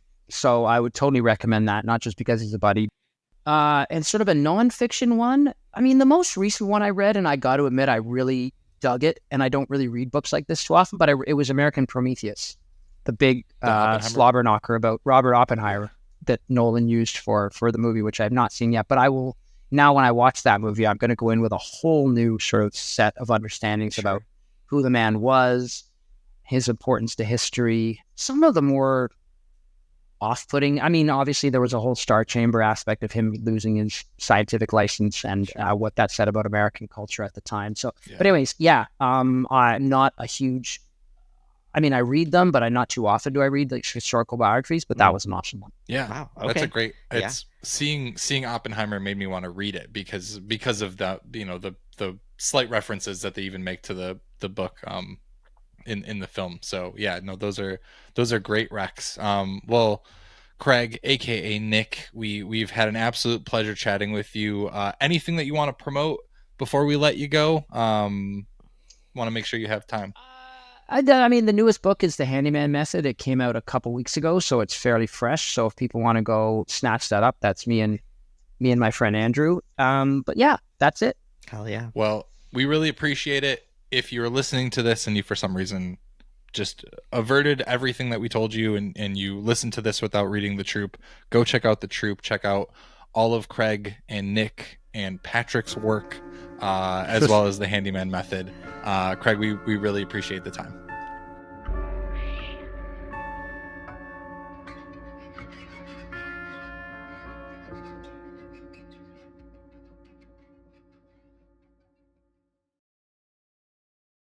All right. Thank you so much to Nick Cutter for joining us on the show today. And thanks to everyone for checking out our interview with him. We're back with Ash and Alaina for this week's game. I say that as if we play a lot of games. We haven't played a game in quite some time, but we're very excited. I love these That's on games. us, Sean. That's not. I We can't know, be like, oh, that's a bummer. That's No, on like we have you. full control. Yeah. Your games are always so much fun. I love these. Bring back games. Bring back. All right. Yeah. Yeah. This week we're going to be choosing children. We're going to be creating our own troops of kids. So here's how the game's going to go. We're going to choose 5 children that are stranded on an island for an undetermined amount of time with undetermined monsters on it. So we don't really know, like we can't really choose kids that are going to be good against, tapeworms or good against specific monsters. And a little wrinkle in this, they should all be kids without superpowers, except for one. You can pick a kid that has a supernatural power. One powerhouse. One powerhouse kid. We don't want to make it too easy. But no direct superheroes. No kid, super kid. I don't know. I actually can't name any kid superheroes off the top. So I can't throw an example. All of the Teen Titans. No Teen Titans in here. Well, they're teen. Anyways, so what we're going to do is a little bit different than normal. We're going to be on teams. Ash and Alaina are on one team, and Sean and I are going to be picking the other team. So we'll give you guys the floor first if you want to choose your first child. All right, sweet. You want to go first? Well, what's funny about this is we are not on a team. we each picked 5 kids. Oh, let's do it. We No, said we listen, will not we can, work together. So apparently we're on we our can own split it up teams. if you want. So my first person that I'm going to throw out there is, I'm going to say Dustin from Stranger Things. I think he's really smart. He would come up with like all the gizmos and doodads and, ways of, communicating with the outside world. He's also adorable. So like he's just going to make everyone happy. He's also willing to like fuck shit up. Like he's willing to run into the fray. Like you become friends with him, he's your best friend. He's going to take care of you. Absolutely. And then he also loves that song, that Never Ending Story song. And so he'd be entertainment. And that was a bit from Mikey. He added that in. He was like, by the way, he loves that song. So Yeah. That's Just fair. entertainment. Dustin could befriend the monster. I mean, we saw him do it with Dart. And absolutely, he's our character in the troop specifically. Our characters were really struggling with their mental state, kind of losing their minds in the situations that they were in. Dustin is going to keep everyone grounded, keep that comic relief going. Exactly. Will Dustin survive without a Steve? That's where it gets a little hairy, I think, for Dustin. I think he's going to make it far. I think he's going to be like a Newt of the troop, I would say. Like he's going to make it far with his smarts, I think. I feel like Dustin's the one that I would be saddest for. I think that Dustin should die in the actual series, and I just because you gotta you gotta kill one. I mean, eventually one of them's gotta go. But if that would just Dustin be dies, peak sad. Yeah, you get it. I would be shattered. I know. I feel like the world would be shattered if Dustin dies because, like, 100%. Because someone's got to die in that show. I've never seen Stranger Things, and I think I would be sad. That if he upsets died. me. I We know. need to get Is you there- into that. Yeah, I have to ask: are you not interested? I feel like maybe we've even talked about this before. Is it just not your? I know you're not Yeah, super just- spooky. Yeah. Yeah, it's just I tried to watch the first episode like a couple years ago and I just couldn't get into it. I could maybe see myself trying it again because I like spooky. But I also Right, sometimes I'm one of those people where when a lot of people tell me to do something, I don't do it. Yeah. So I think Got it, that's a big okay. part of it. It's the I'm gonna same get her to reason, do it. same reason why Sydney won't watch Game of Thrones. I get it. Oh, It's fine. that's like Drew too, and I'm Missing trying to get him out. to watch it. I'm like, missing you out. don't understand. Yeah, what you're missing out on. Yeah. Missing Um, out big time. Ash, I'm so confident that you would absolutely Yeah. love Stranger Things. It's I think so so good. too. I probably would. Yeah. To be able to rewatch She's gonna Stranger love Things- Steve. yeah. Steve's the Oh yeah. best. I don't know who 100%. Steve You're gonna is. love Which one's Steve. Steve? You'll love him. When Okay. you watch it, you'll find out. Yeah. Okay. That's another Yeah. thing too. Drew is like not super interested and we like to watch TV Mm. together, so I gotta I will find some say- alone time. I will say that the fact that the children are now 45 in real life and they have to Whatever. make them look like they're kids still is a little upsetting to me in the newer seasons. A little bit. but yeah. They're Uh, aging out. I could see that. Yeah. They need to have like their own kids to be stranger soon. That's we just figure out the spinoff. There you go. Boom. Dustin from All right. Stranger Things is a great Yeah. first choice. Sean, do you want to go first to pick? Sure. Chosen Yeah. Okay. I give this a lot of thought. There are a lot of kids in movies that I enjoy that I think could handle this situation or could at least contribute a lot. But I got to go with the OG, the prank master himself, Kevin McAllister from Home Alone. Mm. Wow. Good Yeah, man. choice. Here's the thing. Because he's been I saw him- alone. Yeah. Well, first off, so his parents probably took him on a vacation to this island and forgot him. Yeah, so he's no, just stranded there. absolutely. All right. Yeah. And everything goes astray, but he's like, dude, I got it. And he Yeah. can make my logic here is he can take anything that he finds in the woods, build all sorts of traps. I saw a meme like years ago that was like, who would win in a fight, Kevin from Home Alone or the Predator? And the first comment on it was like, well, how much prep time does Kevin get? And I think Yeah. that is completely accurate. So he's my gadget go-to guy. I think he's the one that's going to come up with a solid plan, make everything happen, everything fall into place. I like I that. think he's a one. great pick. He'll make I a Rube imagine- Goldberg machine Yeah. to make everybody. Yeah. You know how like when people die in films they have like that face, that like shocked face sometimes if they Yeah. get like stabbed Mhm. out of nowhere. Yeah, it's perfect. Yeah. He's got It's his true. like his death face is already primed and ready to go. It's already there. Oh, There you Kevin's go. surviving. Yeah. Kevin's You're our like, no, final he's girl. dying. Yeah, I don't know what you're talking about. That's what happens when he gets to the island. He's like, oh, fuck. Yeah. Yeah. There you go. He's Do like a you- monster. He panics for 1 second and then he's calm Yeah. and he eats some cereal while monsters fall into traps. It's I straightforward. like that. And we get Do you- Catherine O'Hara screaming in the Yes. background. On a ship somewhere. I like that. That's fun. You could do a The lot of government that. won't let her onto the island Yeah, and they she's won't. like, I'm going to save my son. She's just yelling Kevin. She just starts screaming. Yes. Like, I Do you got through think- TSA. I can get through you. So you think that when faced with non-humans that he would still be okay? I think maybe, all right. I truly think he could take the Predator. Depending on what the monster is, he might be struggling, but that's where I'm banking on the rest of the team here. I think that with the right people, Kevin's got it under control. Everyone needs a he just support needs system. his tools. It's Yeah. true. Yeah, exactly. Yeah, That's all. Gotta have the homies. So All Need right. my tools. So we got Home Alone, Kevin McAllister as our first choice. Ash and Alaina, who is your second child that you're choosing? All right, I'm taking a hard left for my own personal team here. And I'm doing Blair Waldorf from Gossip Girl because she is cutthroat, she is stylish, and she can hold her own. Okay. I love that style is a big part of this. People respect people with style, you know? So her other people on the island with her would respect her and look to her for guidance. And I feel as though she could give it. And when faced with monsters, I think she could just like insult them until they went and bothered somebody else. Make And them eventually cry. they'd have to make their own clothes. So- and She'd be very so good handy at for that. that. That's very true. Is this Blake Lively's character in Gossip Girl? No, her best friend. No? Okay. I don't know anything about Gossip Girl. Oh, it's so but good. I do. Leighton I know. Meester. Okay. I know like Penn Badgley Familiar. and Blake Lively, and that's it. There But you go. I do you think it would be the sort of thing where like the monster would like be like, well, I'm not gonna stab her because that's Balenciaga, and like you know, I don't want to like. I ruin kind it. of think so. Okay. I think even monsters have respect for high fashion. Yeah, I think You know what I mean? even monsters have respect for high fashion. That sounds like a And Louis she's a New Vuitton like, Yorker. ad. It does. Oh, It yeah, does. being a I'm New gonna call Yorker them gives after you- this. Being a New Yorker gives wonder- you this whole other edge for sure. That Yeah, is I another wonder- edge, you know?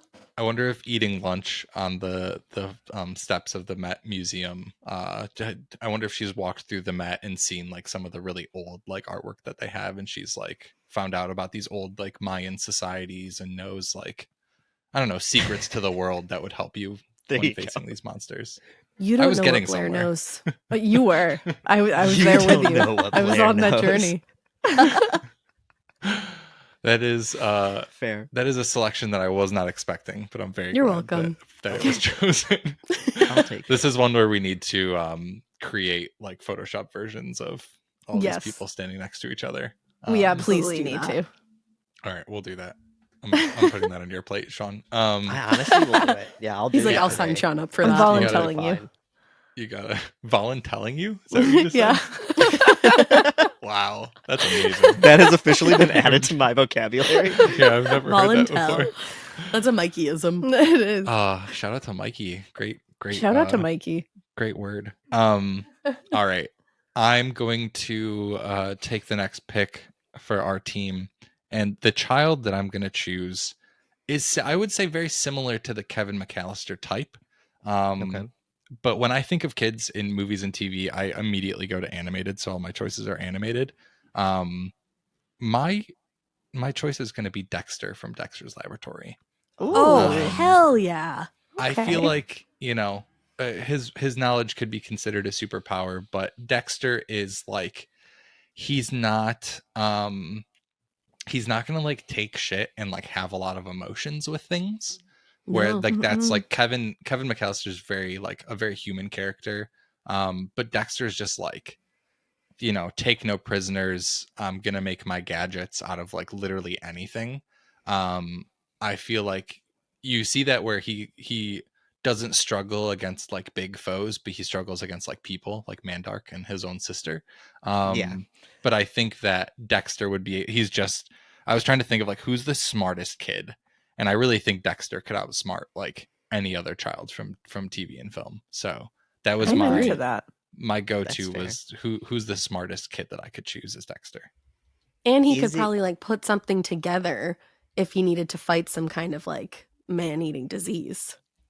Right. Yes. He could And make again, like a potion how much of prep time does sorts. he get? He could probably build a mini lab and Yes. That's true. and figure it out. He also, if I remember correctly, I think he has, I don't know if this is cheating, but I think he can call certain things from his lab. Like I think he has at least a mech suit that he can like hit a button and it Yeah. and come over like to him. maybe So we maybe don't Oh, that's use that's cheating. that. nice. Yeah, maybe we don't but- use that, but I feel like We'll it's leave like, that at oh, home. yeah, I think you know, if we're going with something in the vein of the troop, he would quickly identify what the creature is and know its biggest weakness off the bat and be able to, you know, scrape the bark off of a tree and concoct something that defeats them.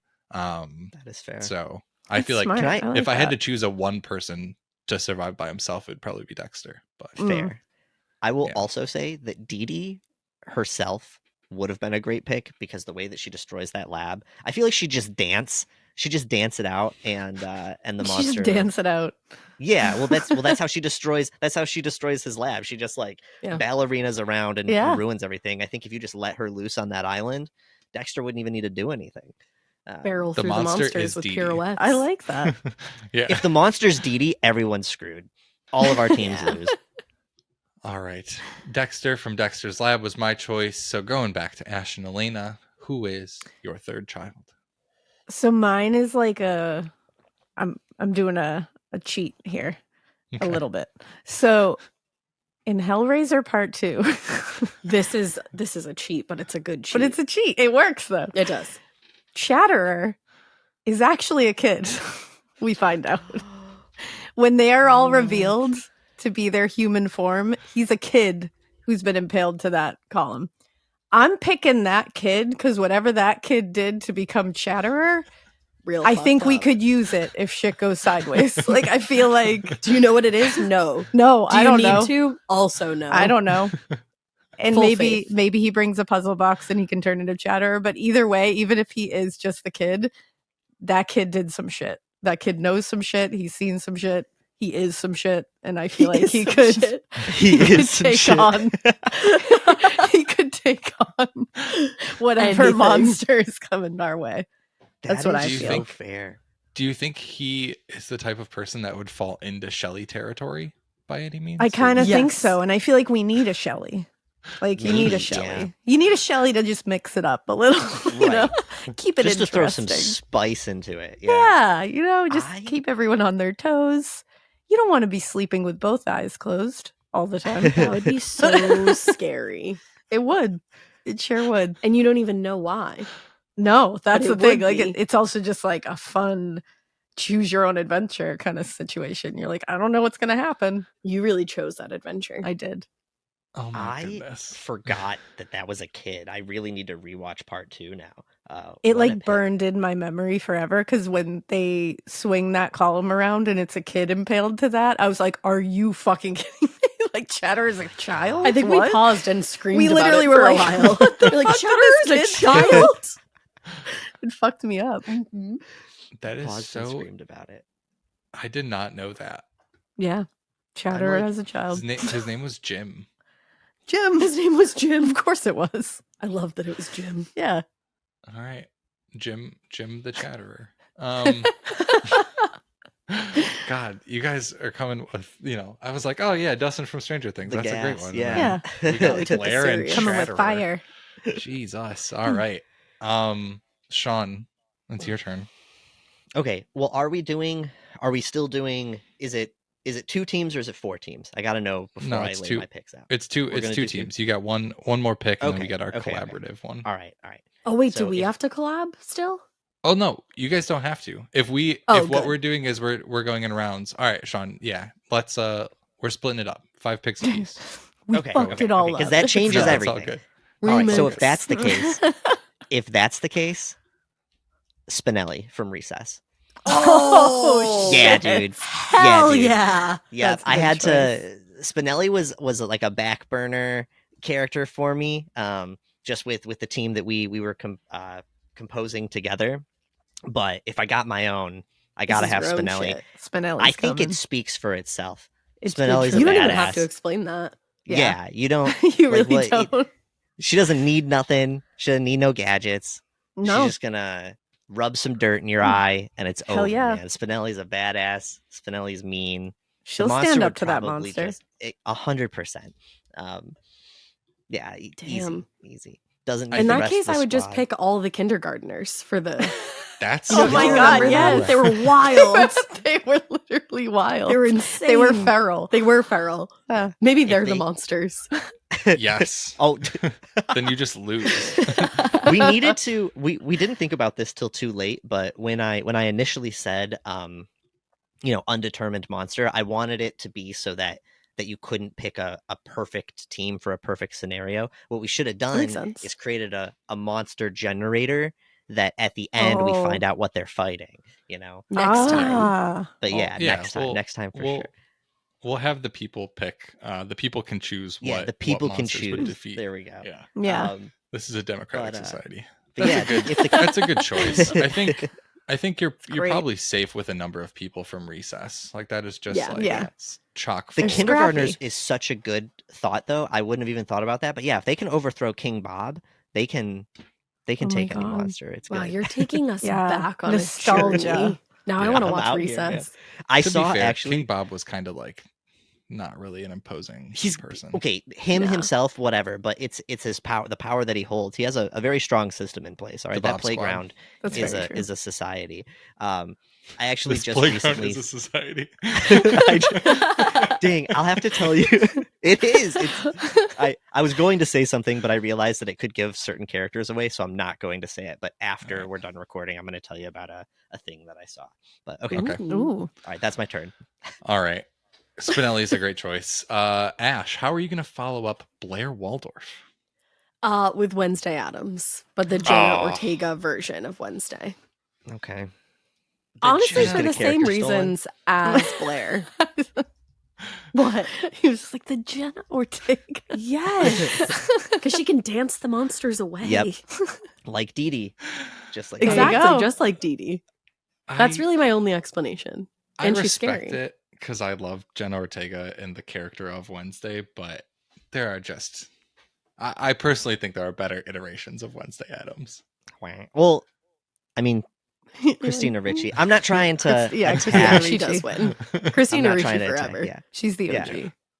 I would just pick, honestly, I'm not going to do it now because you picked Jenna Ortega's Wednesday, but I would love to add Christina Ricci's Wednesday to my team.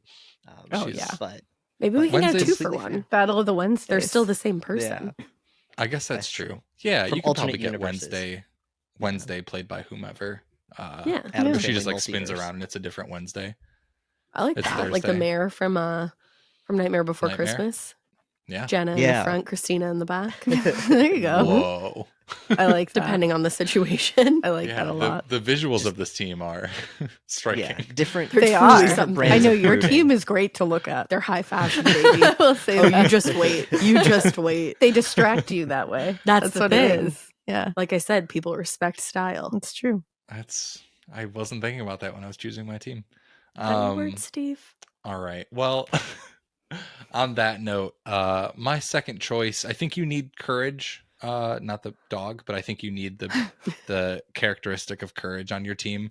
And again, my mind was fully animated here, so I'm going with Coraline. I feel like I choose Coraline in like I everything knew it. that I do, but I'm sorry. But just like the most courageous character, not really phased. I mean, like the scariest thing sometimes is your own parents, and if you can overcome the scariest version of your own parents, you can probably overcome any monster. Oh, yeah. I know that to be true.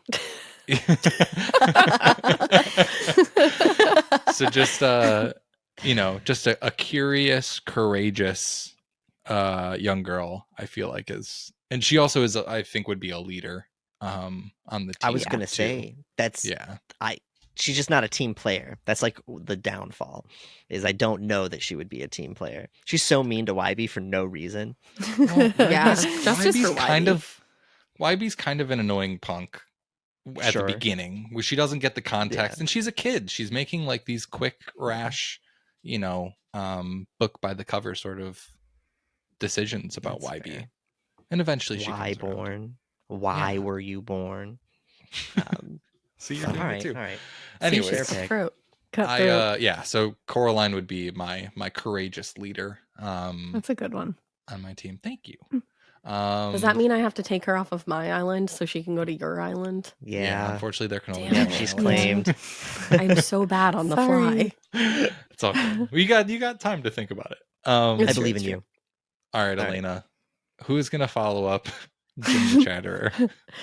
I'm going to bring on Jill Roberts from Scream 4 Oh, because she's scary as fuck. And She she's a planner. She's a planner. She planned a lot. She plays the long Yeah. game. She's not afraid to be patient for things. She is a leader in the scary way. Like, she was able to seduce Charlie and convince him that she wasn't going to just fuck him up at the end of Yeah. everything. Yep. And she's also not scared to fuck her own shit up. Like, Yeah. this girl will That get bit scene. by a poisonous snake and she'll just crack it over her knee and like move on. Like, she was throwing herself through glass tables, Yes. stabbing herself, ripping her hair out, Yeah.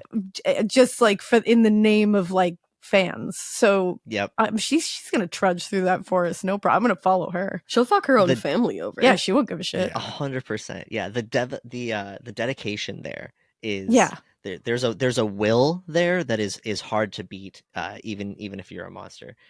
It's Her true. scene where she throws herself through the table So is good. one of It's my my favorite favorite scenes in the thing ever. entire franchise. Yeah, Yeah. She's So good. genius. yeah. It's so Wow. good. When she stabs You're- herself, it's Yes. she's so good in that Your scene. island is good. My island. is You're putting fucking together a scary as wild fuck. card island, though. Like, it's going to be absolute chaos. You're That's the putting thing, some no one's They shells gonna- all in might there. just kill each other. So far, no one's really to be trusted. Right. I was about to say it. They're a team player But- until the final act, and then they go full. Yeah, Full I think Survivor Dustin's gonna Island. try to hold them all together. there you go. Yeah. There you go. Good know. luck, Try. Justin. Yeah. Oh no, He's gonna I- sing that song. Oh my god. I see this story playing out, and they're gonna screw him over, and that's gonna be why he dies. And Like, it's gonna be devastating for everybody. Oh my god! But, I but a good I was narrative. just reading, I don't know if it was a recent article, but I was just reading an article of Emma Roberts talking about how there was some talk about Scream 5 back when I think it wasn't going to be like they were going to make Scream 5 following Scream 4, not when it was like a requel. Yeah. There was talk about like her character coming back. And Oh, like I love that. how excited she was going to be for that and that sort of stuff. But yeah, Scream She 4 was is one of my fun. favorites, and it's specifically because of that character is just so good. One of my Yeah, I favorite think Scream she's characters. she was one of my favorites, and I didn't expect her to be, but she was scary. Yeah. Like, straight And up it's just that last scary. act. It's not like the Yeah, whole film. that's Like it's it. not like she even like she does that whole performance in that last act, and it's Yeah.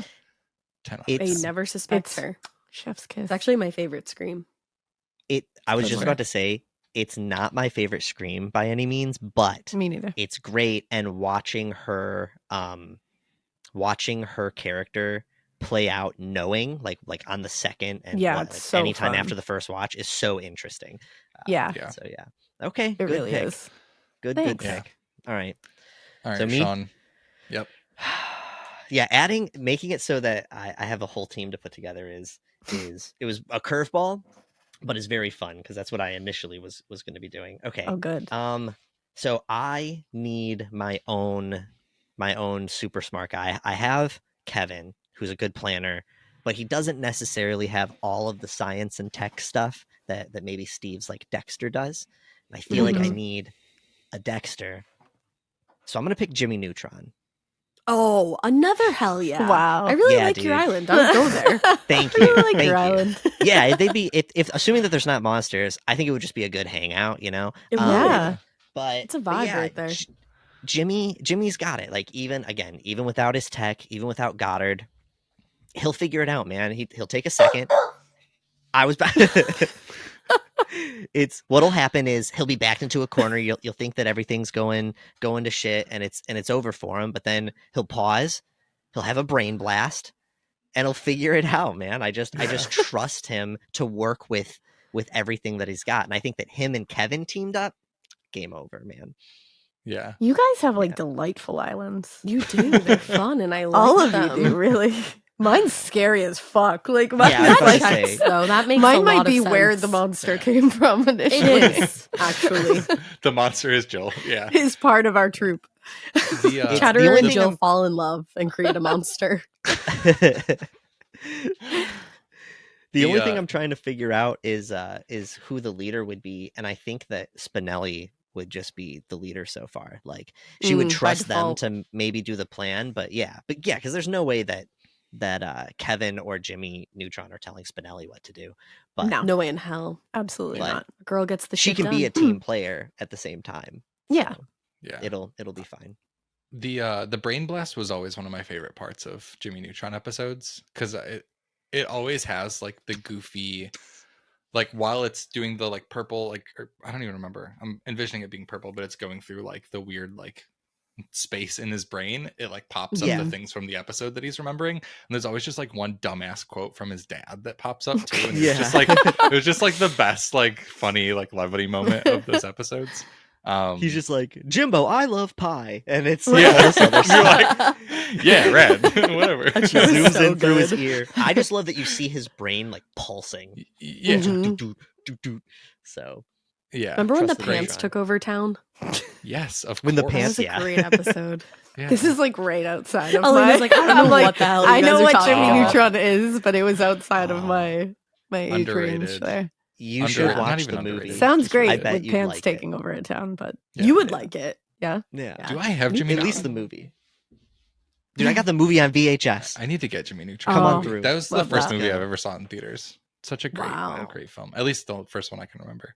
All right, Jimmy Neutron, great choice. Ash, choice. I couldn't even guess who you have next. No, you couldn't. I'm choosing Amma from Sharp Objects. I don't know if you guys have ever seen it, but she's Oh a my whole ass God. murderer. So you need one of those on your team. So You need a whole ass murder. that's really funny. My girlfriend doesn't normally listen to these episodes, but I'm gonna tell her to listen to this. She literally just finished the book today because we finished the show No not too long way. ago. It is Emma is one of those characters where I was so wary of her from the get-go. Same. I called But, it from like, the jump. Me too. I called the whole kit and caboodle, but I Yep. was like, I feel like there's something off, like something's rotten in Denmark, and like I just don't know. But the show specifically does such a great job of like leading you away and leading you back and leading you away. Mhm. But yeah, Amma is like one of the most like conniving characters. Yeah, she's not afraid of monsters. that She's age. pulled people's teeth out. So Jeez. I haven't seen the show yet. I need to see Jeez. it. Elena's reaction to that. Yeah. Oh, Well, Jeez. teeth are just you think Jill is scary? Yeah, wow. there are certain things, like obviously as horror fans I've seen a lot, and it takes a lot to get under my skin, but a good teeth pulling scene will still get me. Like Yeah. Teeth there's and just something nails about fuck me teeth. up. Yeah. Oh, You don't see the teeth, Mhm. but you see the aftermath, and you're like, and then at the end you find out who it is. Sorry if you didn't watch it yet. You've had sure. time. It's But- I'll forget. Yeah. Yeah. Also, Um, did you watch the end credits scene? Like, Yes, I did. okay. I Yep. didn't know Okay. that there was one, and we were just like, we finished it, and we were like, oh shit, like what a great ending. And we like were talking while the credits are rolling, and then that Mhm. hits like really like loud and fast, and it freaked me out. Don't tell me. Which is just It's very unsettling. so unsettling. Yeah. Elena, Ah, really quick. great You choice. said nails, and I have to pause Mm-hmm. everything to ask, have you heard of I was a weird kid, and Same. surprise. And and I was really interested in like torture devices that they used to do, especially like medieval and like in other countries. Do you know about the bamboo? Yep. The Man- like things that they Oh. would yeah. They carve Yeah. they Oh. carve bamboo into these like spikes. Mhm. This is for the listeners. They carve bamboo into these like spikes, and they put these certain grooves in it so that when you push in on it, like it like splinters, and they would force this bamboo spike under your fingernail and push in. Oh, it stresses me out. And Oh, I'm pushing my Hey, nails I on to know. make sure they're Yeah. like really on Like- there. yeah, That's as- what I'm doing. and I'm that- pushing them down. the thing is that alone is terrible enough, obviously, but what happens is even when they take it out and they break it off, some of that bamboo is still in your fingernail and will continue to grow through your finger. Yeah. Yeah, but then you got Freddy Why Krueger were they hands. so scary? Then Ugh. you got bamboo claws. Yeah, but no. Oh. Silver linings, Sean. Silver I linings. would Oh. cut my hands off just to Ooh, escape. Blam. Yeah. Okay. yeah, but- I can't All do right. nails or teeth being yanked off. Upsetting. It's just okay, But but yeah, Emma. Sharp Objects. I gotta Yeah. I gotta watch it. Yeah, There Amma you is a great choice. Really good TV My show. oh, so good. My next one is going to be from a great 2003 film, going away from the animated characters here. His name's a palindrome, Stanley Yelnats from Holes. Oh, I feel like I feel like you need a character that's willing to, I mean, all right, he doesn't technically do the dirty work. Like he literally, is teaching Zero how to read, and he digs his hole for him, but he just is like he's got that charisma, and I think fits enterprising. in well, and he's an enterprising character. He will take people's leads. I think he'll be willing to assist the whole group, and yeah. kind of like a rising tide lifts all ships sort of situation. I was He's a thinking team of like, player. yeah, I was thinking of the team player character here, and I think Stanley would really contribute to that. I have to ask, is this pre or is this like during or post curse? Because you might be bringing a slight disadvantage to your team. Ooh, good question. Right. I think it's after the movie. After Okay. the movie holds. After yeah. Hold. He So goes no through all curse. that just to get himself into this. Fair enough. Okay. Yeah. Well, he didn't. yeah. He didn't specifically ask to be on the island. Sure. That's Yeah. fair. Can he bring what's it called? What is the slush or slosh? Sploosh? What's it called? I think it's called like Oh. sploosh. Yeah. Yeah, bring some sploosh and it's good. It's like peaches and something else, right? Yeah, I sploosh. forget what It's it is. called sploosh. Spiced peaches is what it is. Oh, it's just like And onion mushed juice. up, aged. Onion juice. Onion Gross. Oh, juice. that's what it Sliced was. peaches. Yes. Yep. Sploosh, Yeah, that's dude. What a unsettling. bad name. Yikes. Ugh. Yeah, All that's right, not well, great. Sploosh. All right. Fair enough. Well, All right, enough I'll take sploosh Stanley. talk. Yeah, Damn. Stanley's my third No choice. Damn. Elena, who you got next?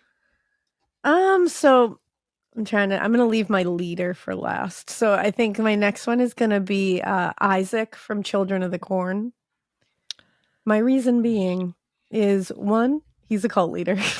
Yeah, you're picking baddies, just all Yeah. baddies. That's the thing. I'm just like, let's go. And I feel like look what he convinced an entire town of children to do, including like Malachi, who was like a bigger kid. I mean, that's pretty impressive. Mhm. And then I feel like he's so annoying and preachy that you could sacrifice him to the monster if you needed to, and everybody would feel Yeah. okay about it, That's good That's thinking. fair. You do need a sacrifice, and I Yeah. didn't think You about do. that. right? Yeah. Yeah. And Do he's you the one that think- you're like, we're okay with this. Well, sure. Oh yeah, Yeah. it's thrilling to watch him get his. Absolutely. But I have to ask, do you Hmm. think that he would be swayed by the monster? I mean, he was swayed by he who walks behind the rose. Do you That's think what I'm a little concerned about, which is Yeah, why I'm that's- glad I'm glad he's expendable. We need an expendable person on the team, and I'm not willing to get rid of anyone else. So You do. That's very fair. That's a good I thought. think he yeah, could you need also- somebody that you can negotiate with. fair? He could also just do his sunken eyes down, Yeah, stare like through a under window the at the hat monster and Yeah. creep him out. Okay. And he'll just be like super like self-righteous and start like sermonizing to this monster, Yeah. and the monster will be like, fuck you, dude, and just like kill him. So I'm gonna eat you. or he'll be like, I'm leaving, this sucks. It's interesting that he's also not your leader. You threw him in the No, he's not. expendable side instead of Because we okay. can't have an expendable leader. We have to have a leader Yeah. who we want to keep around. That's tough. That's That's very tough. true. Yeah. Man, these picks. All right. Yeah, that's a good one. All right, Sean, who you got next? I think I need. Actually, you know what? I'm going with Gaz. Gaz, who is Dib's sister in Invader Zim. Does anyone know? The little girl. Yeah. Let me tell you Yeah. why. Deep cut. She's. Ash and Lena, have either of you watched Invader Zim at all? No. I have, but I have don't not. remember a lot of it. Got It you. was, like, Okay, so so long Gaz- ago. Gaz is Dib's sister. I'm hoping that at least this resonates with some of the listeners. But Gaz, She's like Gaz. she's like emo. She's like the first emo kid in I love cartoons. that. That's true. She's just a little girl. She's done with everyone's shit all the time. She's scary enough if you steal a slice of her pizza. You want to talk about a bully character? Going back to Ash, your first pick, I think that she would just bully the monster into submission. She Okay, can take boom. over anything, completely fearless. Look the monster straight in the eye and just say, "You need to stop this nonsense because I'm trying to go back home and play some video games." I like So, that. she You also- need Yeah. someone like that. She has great, like, her character design is so good because her hair is literally like a monster's jaws. Like it's like Oh my in god. the Yeah. shape. It like comes down like this, and then the bottom goes up like that, so it looks like Yep. jaws, kind of. So she Oh has my God. camouflage from the monsters. They might Honestly, think she's one of essentially. them. Yeah. her hair looks like purple. You know the vampire teeth that you put in, the like rubber vampire teeth. It Yup. looks like she Yup. has a big one of those around her head. It That's looks like she has awesome. a staple. for It looks like her. a staple remover. Is what? Oh what my There you it go. gosh. looks Actually, like. That's what I'm It's like a- picturing. That's It looks like a that's a staple better remover. representation. Oh, that's scary. But yeah, man, Yeah. she has these long monologues that she goes on, just about the punishment that you are going to face for what you just did to her, which is usually something as simple as bumping into her, talking while she's watching TV. Honestly, So, yeah. same. Oh yeah, Alaina just pulled up a picture Oh, of her. yeah. I do remember Yeah, her. see? Yeah. And she's Yeah. a great Yeah. choice. She doesn't even need to Oh, open yeah. her eyes to strike Yeah, fear she does- into she the hearts does of not. her No. victims. So Doesn't look Yeah. She like doesn't it. need to see your bullshit. Yeah. exactly. That's a good Yeah, one. exactly. Yeah. Yeah. I think she Yeah. would fuck shit up. Thank you. All right. So we got All right. Gaz, and we're back to Ash. All right, I picked somebody because I figured there needed to be some kind of alliance on this island, and I think Prudence from the Chilling Adventures of Sabrina could form an alliance with Blair, and they could get the fuck out of there fashionably. Yeah, fashionably. And she's magic, so I She have is one magic. magic girly. Yeah. That is a great pick. Thank you. Oh man, I love Prue. Yeah, Prue's awesome. Yeah. Mm. How do you feel about the show? I never finished it, if I'm being honest. Mm-hmm. I liked the beginning, and then for me, I think it kind of started to trail off, and I was just like, Yeah, okay. When they went to hell. Yep, that's actually exactly where That's I ended. exactly what happened to me too. Yeah, I me loved too. it in the All right. beginning. I was just checking They, to see if we were all on the same page there. my problem with it is yes, when they go to hell, but they just completely like they build this awesome like Lucifer character, like Satan is Oh my so God, sick Luke in the Cook. first season, and then Mhm. but here's the thing, Luke Oh, Cook you don't is, like is him? awesome. Well, it's not. Because I love him. He was just a lot cooler when he was like full Baphomet, and Yeah. I Oh, think yeah. that they just kind of turned him into this like prissy, like it's and it's fine. I There's get no it. other I way totally around I get it. was Like- into it. I was into I that. understand the sex appeal aspect. I get, and of course, like Lucifer, like Morningstar would be this incredible zaddy. He would be zaddy as fuck. Like See, no way around it, like I said. let's be real. All right, he would be zaddy as fuck, but I But just that wish that he Baphomet kept some of thing that. was cool. Yeah, he looked No, I so get that. cool. Hmm. Yeah. And they just they trailed off, and I also think that they really went for like the comic format where they Yeah. had too many Mhm. what felt like filler episodes of just random That stuff. Yup. bummed me out. Yeah, worked for It a just kind of comic, but fizzled out. yeah, 100%. I did finish And that's it the though. thing. Oh, see, I still need to finish it. But that's also Yeah. the thing about Prue. She has zaddy issues, so she's fucking Yes. crazy. Mm. And you She's don't got want to z- mess with a girl with zaddy issues. She is like the epitome of zaddy issues. Yes. but her willingness to go full sadist is also there. Some of the hexes and stuff that they do are Oh, That's the yeah. thing. And I could see Great her and pick. Blair like really standing off to each other at first. But then Yep. in the end, once everybody's dead, they could be like, all right, let's They rock lock it this up. shit. Yeah. teaming Yeah. up. Fair. I like love that. this Good game because pick. picturing this You've in my got head is Blackwood. really fun. I You've need got- to see these all next to each other. Yeah. I'll do it. I will do You've it. got Yes. Ash has Bad Bitch Island going on over here. You my do God, have thank Bad you Bitch so Island. much. It's very true. That was so funny that you said that. I was like, what would I name my island in Bad my Bitch head? Island. And then you were like, got it. Nailed it. Yeah. Trademark. I know we're gonna have to Exactly. come up with names for all our islands. I know. Wait for my last character. She finishes off the bad bitch of it all. Okay. All right. All right.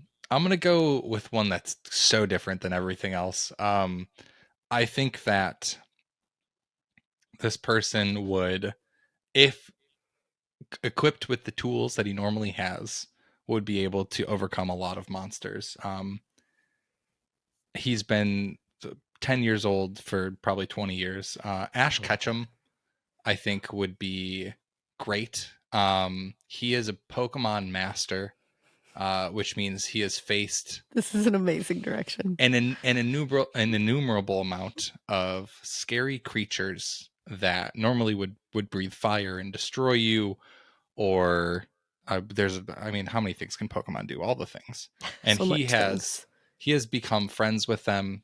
In the Pokemon world, they have to agree to go into this ball for the most part, at least in like the animated series. And so he would befriend these monsters and they would join his team.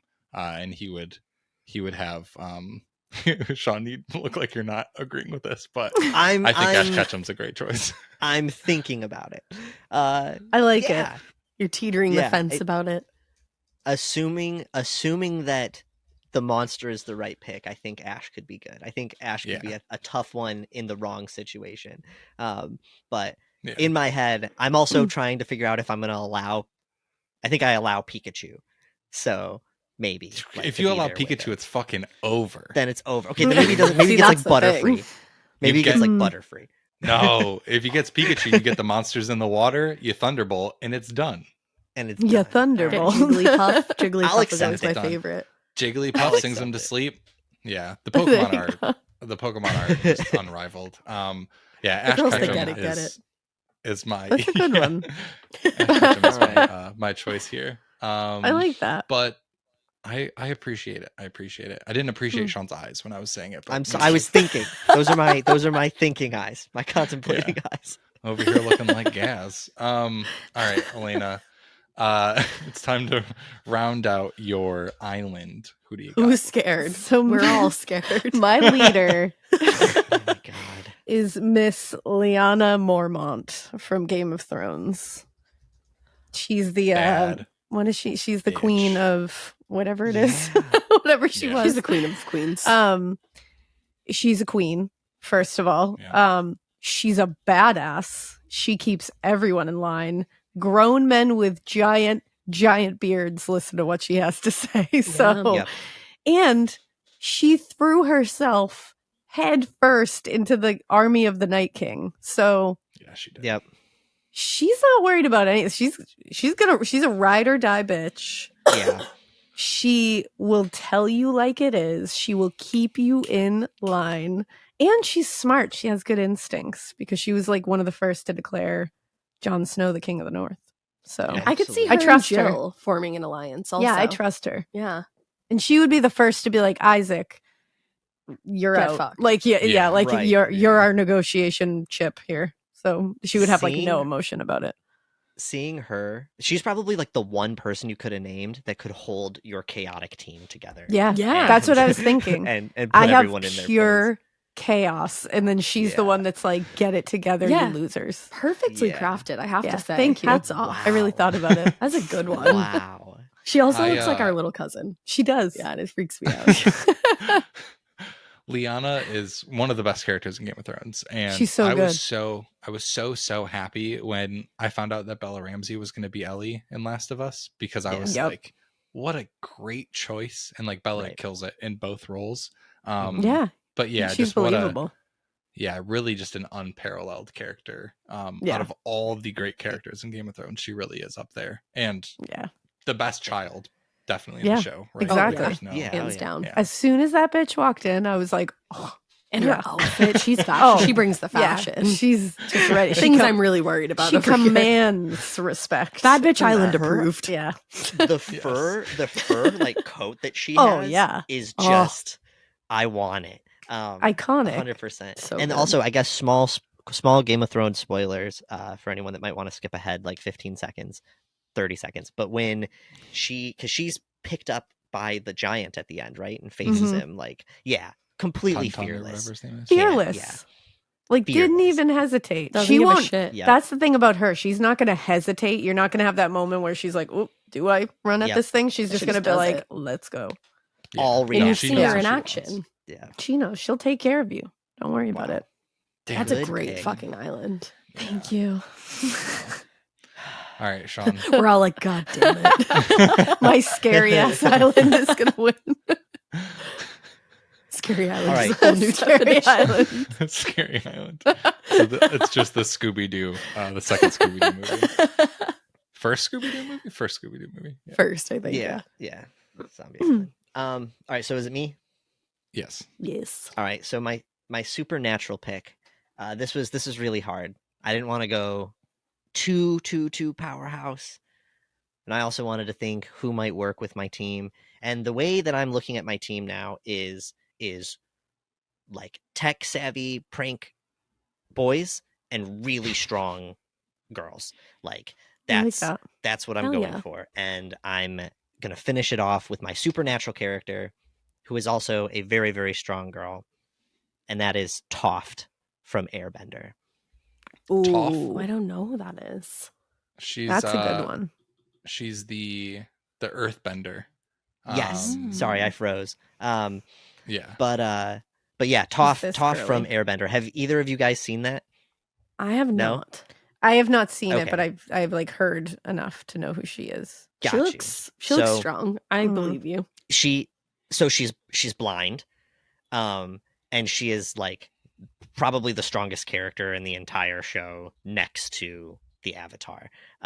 She feels everything. She knows where everyone is through vibrations in her feet, and just like she stomps and the earth shakes. So Hell yeah. I think, yeah, like Earth- ultimate powerhouse. Earth bending is the most useful bending and probably the best bending. It- Outside of water, which we learn in Korra, but she also is the first metal bender. She's Yeah. the first person to learn that you can bend metal as an earthbender. Yep. Which is Check her out. hyper Check useful. her out. And she's also really like she's has the ability to be a leader too. She's pretty snappy and doesn't take any bullshit. And she's adaptive. I think 100%. I think her and Spinelli would get along like specifically really, really well. Mhm. And yeah, Toph would probably be the leader and obviously the supernatural force. Damn, so that's a good one. Yeah. That is a I good thought one. about That's, Aang. Can't that's a stop good almost. team. I thought about All Aang, right. but I was like, that felt like That's too. too much. Yeah, he's like Yeah. a god. Yeah. Yeah. All right. So It's a little too much. Yeah. Yeah. That's Toph's a good one. But also, he's too pacifist. I feel like he'd let a bunch of bad stuff happen. yeah. Like We don't need that So- energy. No. right. No. He'd wait till the last minute and save Not on everything. Scary Island, at least. We don't like a Yeah. procrastinator. We don't need No that energy. pacifism on Toph would Scary go Island. right in. No way. That's their slogan. Ash, it's your turn to finish off Bad Bitch Island. Curious. All right, my final bad bitch is Mandy from Grim Adventures because she is I knew yeah, Steve got was you gonna right back want because she's devious as fuck, and she could come up with some kind of plan to get herself off the island at the very least. And Grim could always come and help her and kill some people along the way. Yeah. 100%. Yeah. That's another one that just speaks for herself. And she's a bad Mandy- bitch. Bad Mandy was on Island my complete. list. She was one of my honorable mentions. But Mandy is like 10 out of 10. Yeah. Right? She just doesn't give a fuck. None of these No. girls give a fuck. So you can't even Yeah. mess with them, It's really. good energy. Yeah. It's good energy. Yep. No That's- fucks given island is what Yeah. it should be called. I like that. And again, It's- fashionable. I also have to point out, I don't know if you guys saw any of the post or anything, but we had the creator of Billy and Mandy on the show, Maxwell Adams, and I saw that. I threw a fan theory out at him that in the first episode, when the portal with Grimm pops up, Mandy like sticks her finger in it, and she's like, it seems to be like radiating pure evil, and she puts it in her mouth. And I pitched him the idea that maybe her consuming that evil is what slowly corrodes her soul over time, and he accepted it. Probably. So now I He contributed. basically made it canon. He said it Oh was canon. shit! He said On if it the was show. right Oh my now, it gosh. is. Yeah. So You're like so. I have fair. contributed to the world of Grim Adventures of Billy and Hell Mandy. yeah! You're like, you're welcome. Oh, I Yeah. love that. That makes so much Badass. sense. Yeah. Hell yeah. Yep. Yeah, great pick. Yeah. Thanks. Mandy is a great one. I'm looking up the name. Here we go. All right. I was trying to think of the person that I wanted to choose. And I was trying to think of what superpowers would come in handy. And originally, because I'm the last choice, I'm going to throw out the one that I'm not going to choose. But one of my honorable mentions was Matilda. Sean and I talked about it actually. That was one of my little bit honorable before. mentions. I think Yeah, Matilda I thought would be about great. using her, but I was like, Yeah. because But I wanted to think a bit out of the box. And do you guys remember the book Harold and the Purple Crayon? Yes, I do. No. I love. Are you that book. kidding me? don't Are remember you that book? kidding me? Harold and Really? the Purple Harold Crayon? and the Purple Crayon? Tell me So about Harold it. is Let armed me with a bring- purple crayon, and he purple crayon, and he uses it to draw a bunch of stuff. And basically, it's like a super. I think if put into Oh, the right shit. scenario, and I not just a brought up 3 the or thing 4-year-old for it. child, I think as I long as do he's not the remember that. age, Remember that? as long as he's not the age in the book, I think that Harold's purple crayon could be a really interesting tool, and a tool that could adapt to a number of different situations. I Um, like this one. So yeah, I was trying to think of What a deep cut. things Yeah, like that. super deep. Yeah, Wow. I was like, what's basically like a superpower that could conjure up anything? And I was thinking about the game Scribble Knots, where you just like you say like, draw me Matt Damon, and it just pops up Matt Damon. But like this is the book version of draw whatever the fuck you want. So yeah, Wow. Harold and his purple crayon. That's a I'm good pretty one. sure there's another one that I think came out like just before that called the Magic Paintbrush. And it's about like a little girl from China with a magic paintbrush, and then into Chalk Zone territory. I feel like all of those stories are completely connected. 100% like, Chalk Zone. But yeah, dude, who's got the chalk? Rudy's got the chalk. One of us should have picked Rudy. My God. Yeah. The portal in my mind that you just unlocked, I forgot You about just brain Chalk blasted. Zone. Yeah. Wow, truly. I am not within the Chalk It was Zone outside of universe. here. I was Yeah, it was gonna say outside of that. here. That's not ring It a came bell. out when we were like pretty little. Yeah. But Chalk Zone's a good Oh, one. But yeah, wow. Harold and his. I feel like again, Harold is like probably 4 or 5 in his book. He's got to be What a a bit older pick. than that to like really Yeah. fully wield his crayon in the right way. Sure. But I think that's as good of a superpower as I could get. Yeah. I think that's great. Rudy to Yeah. booty. Unique. Solid. Was that his last Solid. name? To booty. To booty. So we have great teams going on our islands. Any honorable mentions? I don't have any other ones that I Mine didn't was throw out, but- Matilda. Yeah, I don't have any. We don't have time for that on my island. I guess if I was going to keep going with my scary island aesthetic, maybe having Ruby Lane from Fear Street stroll in. Ooh. Wow. Very She's fair. the strong but silent type. but Yeah. she'll fuck your shit up with And that she'll sing you razor. a song about it. Yeah, I like it. That's a good one. I was trying. Sean posted this thing yesterday about like 4 horror films that came out the year you were born, and I went to go look in 1994 for my year, and there's no great horror films that came out except Interview with a Vampire, but B, like every time I looked up like horror movie 1994, it was always Fear Street, and I was like, get this shit. Like I like it, but I was like, this is not what I'm trying to find. Not what I'm looking for. So, anyways, Sean, any honorable mentions? Yeah. I just a couple. I also considered Helga from Hey Arnold.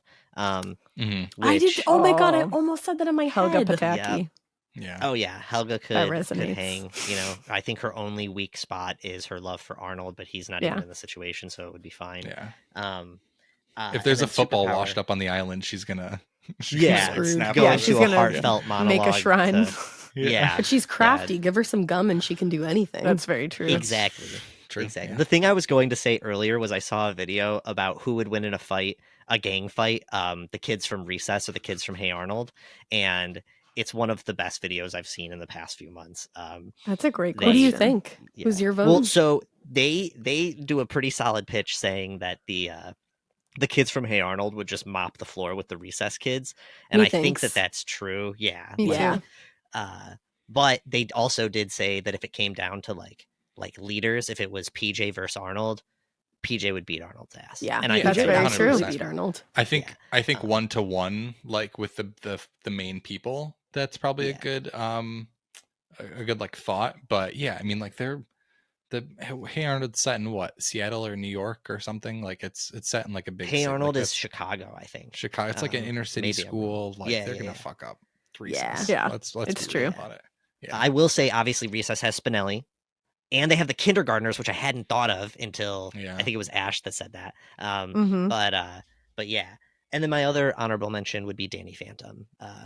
Yeah. A little bit of Go and Ghost, and we're all set. But, That's a good He was one. just 14 when his Those are parents mine. built a very strange machine. Yep. He would be Oh, such a good he would show. Be a great choice. Wow, you guys Yeah. are giving me like things I want to go home and watch right now. I'm like, guys, I gotta go. Welcome to our world. It's just is nostalgic my brain. cartoons. Yeah. yeah. Well, we have great islands over here. We'll toss together some Photoshop versions of these Yes, I'm islands. so excited. But Ash and Alaina, we really appreciate you guys being with us. We want to wrap up this episode with just a quick round of mostly horror recs.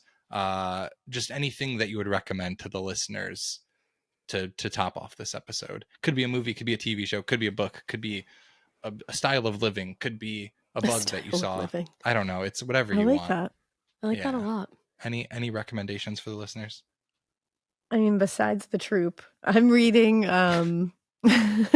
I'm reading Grady Hendrix' Final Girls Support Group, and it's Nice. really good. So I recommend Grady is awesome. Is this your first of his books? Yes, and I'm Yeah. really excited. I already bought My Best Friend's Exorcism because I'm ready to start that after.